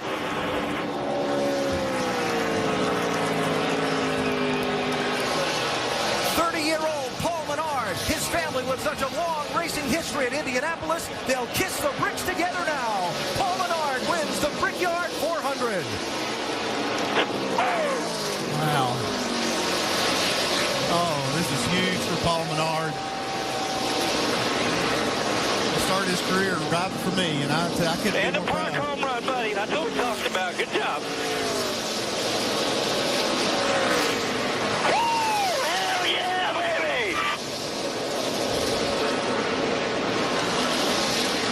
Gordon gave it a run, though. What a finish. Yeah, and what a great job Paul Menard did. He saved the fuel that he needed to, and when it came time to drive the car, he got the speed out of it that he needed. Congratulations to that young man. Thank you, everybody. And what a place to get your first NASCAR Sprint Cup Series win. Unbelievable. Richard Childress has to be very, very proud of his driver today. Paul, the first driver ever to get his first Sprint Cup Series win in this oh-so-difficult race. Continuing the theme of the season 2011 of first-time winners. 4th driver to pick up a trophy this year for the first time. And what a family moment this will be at Indianapolis Motor Speedway for the Menards, Jamie. John Menard up here on the pit box. Can't believe it. John, this is where it all began for your family. What does this win and this place mean to you? For Paul to get his first win here is unbelievable. He's a good boy. He followed this place all his life. I just can't believe it. I'm afraid I'm going to fall off this pit box. I just don't know what to do. You've always been so involved on the sponsor side. What does it mean as a dad watching your son get the job done? My heart is going 1,000 miles a minute. I don't know if I can take it. It's unbelievable. It's a wonderful place. Our whole family spent so much time here. And now that they have Paul's first victory here, It's incredible. It's just incredible. This man and his family have helped so many drivers at this very place in the Indianapolis 500. You get to go celebrate in victory lane. We're going to go celebrate pretty hard, I think. Right, John Menard, there's going to be a party.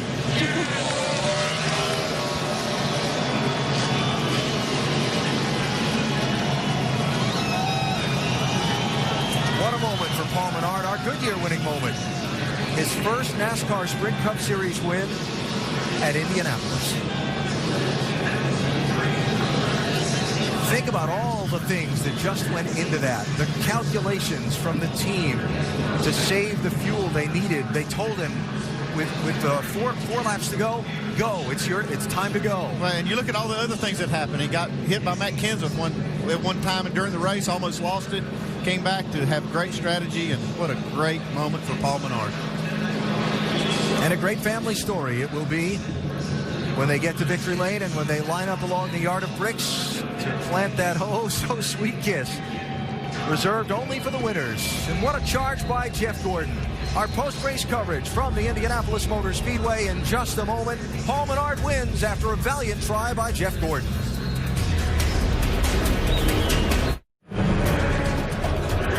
The celebration is on at the Indianapolis Motor Speedway for Paul Menard and the Menard family.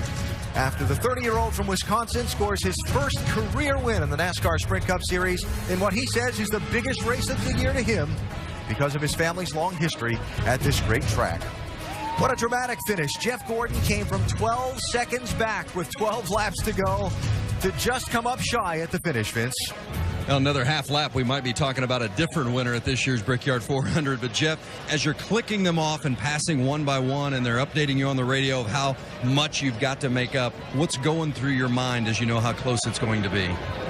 Well, you know, when the biggest key to me was when we came out of the pits ahead of Harvick. I thought that was huge, you know, so Alan did an awesome job. I mean, first of all, what an incredible drive to Hunger Chevrolet. Right from the drop of the green flag, this was a lot of fun today, and I had a blast driving, and the car was awesome. And so when we got in front of Harvick, I thought, okay, you know, I thought that was the guys who were going to race. And then when Alan started telling me there were guys going to try to stretch on fuel mileage, all I could do is run as hard as I could. And I was a little bit loose at the beginning, and we got some traffic, and the car finally tightened up. And then we were really clicking off some laps. But every time I got to a car that was saving fuel, they kind of held me up a little bit and made it a little more difficult for me to pass. So I knew that we weren't quite going to get to Paul. It was really about him running out of fuel. So we tried as hard as we could to put pressure on him. And I got to say, as disappointing as it is to not win this race, it sure was great to run that good. And I got to congratulate Paul Menard. I don't think there's anybody in this garage area that appreciates a win here at the Brickyard more than Paul. He grew up here as a kid, and I think that's pretty special, pretty cool. Quickly, how bad did you want it on that last lap, knowing you were that close? Well, I wanted it really bad, you know, leading up to that. But on the last lap, I knew I was too tight behind him that if he didn't run out, I wasn't going to get him. You know, I needed a few laps to work on him. Well, I guess I need a few more laps for him to run out of fuel, too. Great performance from Jeff Gordon in the 24 today, Alan. Boy, it was. He put on a show at the end of this race, but comes up one spot shy of victory. You wonder how far back Paul Menard can remember dreaming of what it would be like to drive into victory lane at Indianapolis. He gets the reality now.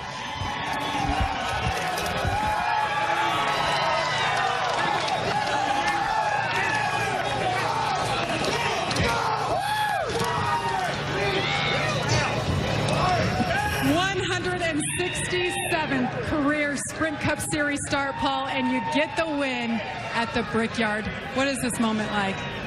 You know, I've been coming here since I was a little kid, and my dad's been trying to win this race for 35 years, and so this is for my dad, Brad Tooney, back home. A lot of emotions right now, but these guys, you know, Slugger Lab and all these guys just do a hell of a job, and man, I can't believe we won Indy. Paul, this morning I talked to your crew chief, Slugger Labby, and he told me the one thing they had going for was this fuel mileage, and it ended up working in your favor. What was it like when he told you, you're free, go for it? I was saving a little bit and maintaining with the 5 and with the 1, and then I started backing up a little bit more, and they kind of kept backing up with me. So I knew that we saved plenty of fuel, and then I was more worried about the guys that pitted for fuel, and they're coming hard, and we're keeping. Slug kept telling me where Jeff was and how fast he was coming. Set me loose with 3 laps to go, and the car was really good. Clean air is so important. I mean, we stayed out 1 caution, no tires, took off, got in the back, had a pit road penalty, got in the back, and couldn't do anything. So clean air, ECR horsepower, Nipco's on the hood. Menards and my dad and everybody's been coming here for 35 years, and it's Indianapolis. We talked to your dad up on the pit box. He's so emotional. As you said, he's been trying to win here for 35 years. The money that he's spent supporting drivers, the heartbreak, and now the victory. What does it mean for your family? It's big, my first year was here was 1989, that I can remember anyway. And I think I was here when I was like 3 or 4 years old too. But just spent a lot of time in the garage area. I think I didn't miss Indy 500 from 89 to 2003. I was here for the inaugural Brickyard 400, 94. Just a really special place for my family, myself. Thanks for all the fans. Indianapolis it's the greatest racetrack in the world, and we've got the best fans here too. Paul, when you signed with RCR, what was the reality that maybe you would have a chance at making the chase? Because now you are a wild card. We are a wild card. We've had an up and down year. We've had fast cars, been struggling to put the deal together. Be consistent week to week. But it's not a lack of effort. Slugger, he's in the shop 7 days a week. Or when he's not at the track, he's in the shop. And all these guys just bust their tails. Have beautiful race cars. ECR horsepower is fantastic, and we got great fuel mileage too, thanks to ECR and Timmy Petty. Such a humble driver. Paul Menard celebrates his first ever Sprint Cup Series victory. His dad, his mom, his girlfriend, Richard Childress, Slugger Labby, his crew chief, all here ready to celebrate. Reba McIntyre's even in victory lane. Thank you, sir. That's a good win. So many different things this win means. NASCAR President Mike Helton there offering congratulations to Paul. Jamie referenced the championship. You see the Sprint Showdown. All of that, though, secondary today to what it means to win at Indianapolis to Paul Menard. You heard it in his voice. You saw it in his eyes. What a victory. There's his dad. They're going to get to go out in a few minutes and kiss that yard of bricks. Special moment it will be for the Menard family. More post-race coverage from Indianapolis coming up. NASCAR Sprint Cup Series Brickyard 400 is presented by Golden Corral. Help yourself to happiness. And in part by Gillette Fusion Pro Glide. Turn shaming into gliding and skeptics into believers. And AT&T, the nation's fastest mobile broadband network. Back at the Indianapolis Motor Speedway, Paul Menard has been to so many Indianapolis 500s as a fan, so many Brickyard 400s as a fan. Today, he and his crew are celebrating after getting the win here in Indianapolis. There he is with his father, a guy who is very familiar with how it feels to be in victory lane. Was so close today, couldn't get it done. That is Jamie McMurray. He's standing by with Dr. Punch. A lot of discussion with you and the crew chief. How close were you on fuel?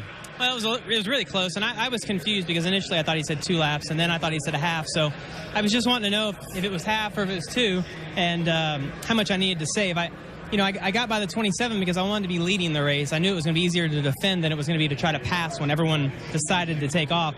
And we got a little bit lucky today, but really happy. We've had a tough year and had a lot of things go wrong, a lot of bad luck, and it's very nice to have good luck. And had Johnny Morris here from Bass Pro Shops today, and the folks from Liftmaster. So had a good Chevy and got a good finish. Now, what's going through your mind? You made the pass on the 27 car, handful of laps to go. You know the 24 is coming in your mirror. What are you thinking? Well, when they said the 24 was 2 seconds back, I honestly was thinking I would rather lead this and run out of gas than finish second and still have enough left and think that you could have won again, because it's so hard here in the Daytona 500. It's so hard to put yourself in that position. You just don't want to ever give it a chance. But certainly congratulations to Paul Menard. He's a really good guy, and his crew chief Slugger, Richard Childress, all those guys, it's really cool to see someone like that win. Hey, well done, bud. Thank you. Jamie McMurray, first top 5 of the year. Big races this season, a theme. First-time winners. Trevor Bayne kicked it off in Daytona in February. Regan Smith in Darlington. Today also had a good day. Of course, we had David Reagan in Daytona in July. Today, Paul Menard gets the win here in Indianapolis. And speaking of one of the guys on that list, Regan Smith never finished better than 30th here at the Indianapolis Motor Speedway. That is until today, and he's with Vince. Regan Smith had never had a top 10 before, and then this year in the big races, the Daytona 500, Darlington, he won that one, the Coke 600 in third place here today at the Brickyard. How do you put that in perspective? Well, that's the most bittersweet third place of all time because you can see the leaders. I saw the 27. I knew he was on the same strategy as us, and I wanted to go when he went, and we decided to pull the reins back a little bit, hoping some more of them would run out of fuel. And then I saw the 24 come, and I thought, oh, we're in trouble now because he doesn't have to save it all. So that kind of made our decision for us. The bittersweet part's because I'm so happy for Paul Menard down there. I know what this race means to that family and to him in particular, and can't wait to get to Victory Lane to congratulate him. That's a really cool deal. What it means for this team to have the kind of year that you've had, not just the win, but the strides you've taken?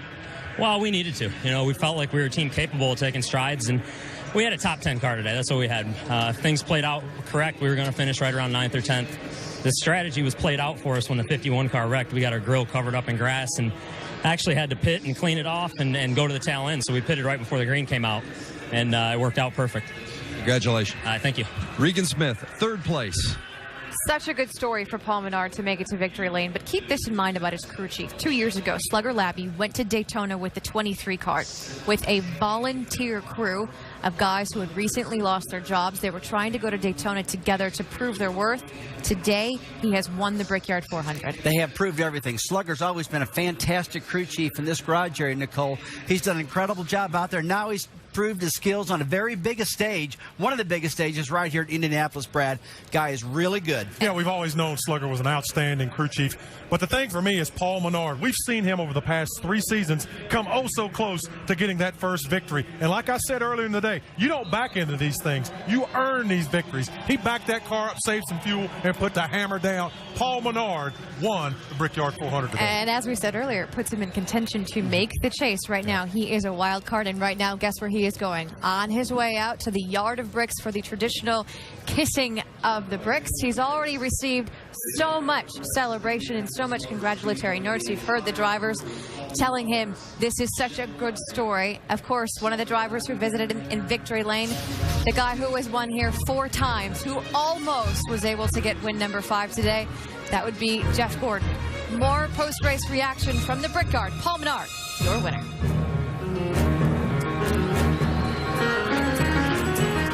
Coming up next is Rallycross from downtown LA, and the fantastic news is that Travis Pastrana has been cleared to drive in the series. He's practiced, he's qualified, and he's all revved up to go racing again. That's fantastic news. We look forward to all the action in a few moments' time. Meanwhile, back to the Brickyard. Travis Pastrana's hopes to make his NASCAR Nationwide Series debut this weekend, sidelined by that injury suffered on Thursday night in the X Games, but he's going to get behind the wheel of the car today. Coming up next here on ESPN, qualified 5th for Rallycross, and that follows our coverage from here in Indianapolis. Well, the 18th Brickyard 400 has been won by Paul Menard, going on the traditional ride around the racetrack to greet all the fans in the convertible. He's got his dad in the middle of that grouping, Richard Childress, the team owner, on the right. It's got to be a fun ride around this racetrack, all the way over to the start-finish line and the traditional kissing of the bricks. The trophy's ready, the crew's ready, and when Paul and RC and John Menard get back, they'll be kneeling down there to pucker up. More interviews with some of the top finishers in this race. Vince? Ends at 5th place. Not the result I know you were hoping for, but how was it today for you? Really good. I mean, our Crown Royal Ford was really fast. I thought Jeff Gordon probably had the dominant car, and he's just really, really good here. But there was one time we got in front of him where we could stay there for a while, but felt like really overall we had the second best car. Just, didn't work out with strategy, and fuel mileage and all that stuff. But we had a lot of speed in our car, which was nice. Matkins at 5th place today at the Brickyard. All right, Vince, thanks. And Tony Stewart knows what that ride around here is like in the convertible after winning. He led this race late, had to make a late pit stop for fuel. He wound up finishing in 6th position to Dr. Jerry Punch. With Tony Stewart back here in the garage area, Tony, how many battles did you have to win today to finish 6th? I don't know. We had the problem on the first pit stop there, or the green flag stop there, getting on the outside of Harvick and hitting the cone. So that was hard to take, but we just fought all day. I'm really proud of Darren Grubb and these guys on this Mobile One Office Depot Chevy. they did it. I didn't do it. I mean, I just fought for everything I could get all day. But, you know, we didn't have the best car by any means. But they fought hard and did a good job getting us up there. You guys made so many changes on pit road. It took a packer out, adjustments, wedge, tire pressure, and I heard you say the front end just would not bite. Does anything seem to help it at all? Clean air. That's the only thing. You know, as famed as this place is and as much history as it is, it's one of the hardest places to race, guys, because it's one groove and the corners are short corners to try to make a run on somebody, and you can't run on the outside of them. So it makes it really hard, and you really got to plan your run on guys and figuring out where to pass and how to play the track position game. So you know, whatever you get here, you appreciate it because you've had to earn it. You don't get anything free here. You were leading with 20 laps to go, and they said, okay, maybe a lap and a half shy on fuel. I heard them discussing with you maybe going for it and rolling the dice, but you opted to come on pit road. I was trying to roll the dice and go for it, but, you know, they said a lap and a half, but it was 3 laps I found out from Darian here once we got back to the bus. There's no way we could have saved that kind of fuel and done anything productive on the racetrack. So, you know, it's like he said, he just said, give me everything you can give me, and, you know, we ran that last stint and a half as hard as we could. He wanted to take Grandpa's Mobil 1 colors to Victory Lane today in Indianapolis. He promised him back in September. He tried hard, but it wasn't to be. All right, thanks, Doc. And Paul Menard arriving at the Yard of Bricks, and they're going to set up the ceremony. Tradition started by the team of our Dale Jarrett after winning this race. Crew Chief Todd Parrott over in Victory Lane said, come on, we're going to go do something. I couldn't figure out why we wanted to leave Victory Lane. We'd worked hard to get there, but obviously Todd had a great idea, and our team enjoyed it, and it's nice to see something that we started as a team continue as a tradition here, and it's a great tradition.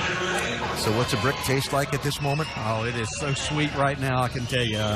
You know, proud of that young man right there. Paul Menard's worked hard, worked his way, you know, driven a lot of different kind of cars and things, and it's a really great kiss whenever he's going to bend down right here and go ahead. Enjoy those Yard of Bricks that he's driven across 160 times today, and the first one to get there at lap 160. Whenever you're ready, go for it. We're ready.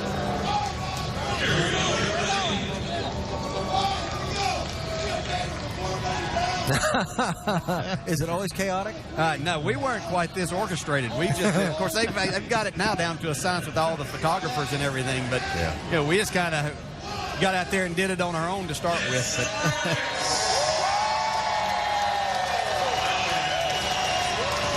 I think Jen Roster, that's just Paul's girlfriend beside him, celebrating with him. Got to be so proud of him. Absolutely. Andy, because of the prominence of the Menard family, there were some who questioned the desire to really succeed at racing of the driver, Paul. Well, I can tell you firsthand, I worked with Paul for a couple of years.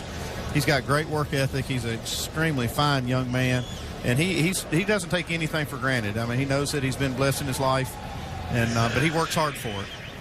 He's done a great job in his career. And he's celebrating a tremendous win today at Indianapolis. A win that has some pretty big implications for championship hopes for Paul. We'll talk more about that when we continue our post-race after the 18th Brickyard 400. The celebration continues. ESPN and 3 Doors Down are giving 4 lucky NASCAR fans a chance to party with the band live. Log on to ESPN.com, search 3 Doors Down, and enter to win the ultimate VIP experience. And watch ESPN, ESPN2, and ABC for all the thrilling NASCAR action. 3 Doors Down, Time of My Life VIP experience, only with ESPN. And at the Indianapolis Motor Speedway, in the aftermath of the 18th Brickyard 400, they're still kissing the bricks. The celebration's on. And I suppose if you're going to do the hat dance and get the pictures for all the sponsors, just as well to be puckering up on those bricks that it is. Absolutely, yeah. I wouldn't be leaving there either. Stay there as long as they want you to, and they'll let you. 365 days before you can even think about doing that again. That's if you're lucky enough to win this race again. I think I'd camp out there tonight. Been talking about some drivers who had adventurous days. Kyle Busch wound up finishing 10th. Dave? A 10th place finish for Kyle, and at the end of the day, is that pretty good, depending on how you're running today? Characteristically for us here and for the damage and everything that we had today on the M&M's Camry, certainly. Definitely had no idea that, the day would be so ugly, but yet, come out of it smelling like a rose, I guess. So all in all, guys did a great job. We worked our butts off this whole weekend trying to get something out of nothing. Just could never get the car to be fast off the beginning, the first couple laps of a run, and that kind of hurt us qualifying a little bit, marred us back in traffic. But we got up front, and then, on one of those pit stops there, I didn't know the 14 was coming around me. I guess I should have saw his pit board, but, we collected into the 14 on pit road and tore up the car and salvaged back in traffic the rest of the day, but then had a pit strategy there at the end to try to make it on fuel, and we did. So commend Dave and the guys for giving me good fuel mileage. JGR Engine Shop did a nice job today, so we'll take 10th and go on to Pocono. A day salvaged by Kyle Busch. And Kyle Busch lines up 4th in the NASCAR Sprint Cup Series Championship standings after Indianapolis, up a spot. See how the numbers shake out with Dale Earnhardt Jr. now dropping down into that 10th position. Remember, this season, 11th and 12th are wild card spots for drivers between 11th and 20th in championship points with a win. And look what that victory does for Paul Menard. Yeah, puts him in that spot. We see Tony Stewart moving up into the top 10, moving up a couple spots. And for people like Clint Boyer and Greg Biffle and Casey Kane, the pressure just builds. Yeah, it continues to build, and David Reagan falls outside of that group now, even though he has that win. Well, Slugger Labby plotted the strategy. Richard Childress assembled the team that won this Brickyard 400. Jamie? Two very happy gentlemen. Slugger, I'll start with you. I talked to you this morning, and you told me fuel strategy will be on our side. We can go 33 laps, and it played out. What is this moment like? It's great, but really I got to thank Childress. He took a chance on Paul and myself, and, not many people thought Paul could do it. And I knew by working with him last year at RPM, Paul's one hell of a race car driver, and Richard gives us all the tools we need, and everyone at RCR. So, man, I wish all the guys from the shop could fly here and be here and acknowledge what's going on. But, man, we're at the Brickyard, and to kiss the bricks is just so sweet. But fuel mileage, I didn't lie to you. We told you what we could do, and we stretched it, and we knew when that caution come out, that was going to be the race. And we just worked on keeping the 5 and the 1 behind us, and we kept watching the 24. When he was 13 seconds back, I kept watching him. And, man, we just released Paul with 2 to go, and it worked out. It's all about communication, and you definitely had it with your driver today. Richard, he said you took a chance. You went to a 4-car team again this year with Paul Menard and Slugger Labby as the crew chief. What did you see in these two together that could benefit this team? I've always knew Paul could drive. I looked at hiring him 2 or 3 years ago for one of our other cars, and he proved today what he's made of. And I told him this morning, I said, this could be your day. Hang in there, buddy. And it sure was. It was your day. Richard Childress, 3rd-time winner here at the Brickyard 400. And pretty happy about it, obviously. Paul Menard, by the way, joining us on SportsCenter later tonight and on our NASCAR Now Roundtable on Monday, 5 Eastern ESPN 2. He's got a lot of things that go with winning a race as big as the Brickyard 400. Dale Earnhardt Jr. led the Brickyard 400 for a time. Dave talked to him when the race was done. A lot of people hot out there today. Junior coming home to a 16th place finish after leading laps. And on that last stop, you guys were on the good fuel strategy. Did you think it might work?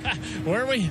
We run 16th. I don't know if that was the best strategy out there, but congrats to the 27 and that gang, Slugger and Paul. They're a good racing group, and they work hard. But we had a good run. Our car drove pretty good. We cycled around and didn't have the track position at the end, and that's all it was. Everybody was on a lot of different strategies too, but we just weren't. We lost a little track position there on one of the pit stops. I come down behind this guy. I got out of my stall, and I should have come off pit road around 5th or 3rd. We came in 3rd, and this guy got out. I come out of my stall, and this guy was going really, really slow all the way down pit road, so I lost 10 spots just kind of waiting on this guy to go into his stall, which he was way on down there, and it cost a lot of track position there. Well, you can't get it back. Track position's tough at this place. We didn't have a good enough car, and I wasn't wheeling it good enough, I guess, to run like a couple of them were. Some of them guys could get up through there pretty good, but our car was struggling in traffic. Just when you think you've heard all the track position nightmares, there's a new one. All right, Dave, thanks. And Dale Earnhardt Jr. again finishing 16th in the race. So now from the Yard of Bricks back to Victory Lane for photos with the trophies. As Paul Menard, Richard Childress Racing and company celebrate a huge win today at the Indianapolis Motor Speedway. managed the fuel strategy just right and held off that hard charge in the final laps from Jeff Gordon to make a boyhood dream come true. His dad, John, celebrating their family's long association with this great racetrack, culminating today with victory in the Brickyard 400. What a time it's been for the 15-time funny car champion John Force at Sonoma, California. With this run on Friday night, he broke both ends of the track record and went on to become the all-time leader in pole positions, 139. Coverage of the finals Sunday night at 11. This 18th running of the Brickyard 400 today at the Indianapolis Motor Speedway was a memorable one. A lot of twists and plot, exciting action, and a very dramatic finish that saw Wisconsin's Paul Menard celebrating in victory lane with his first NASCAR Sprint Cup Series win.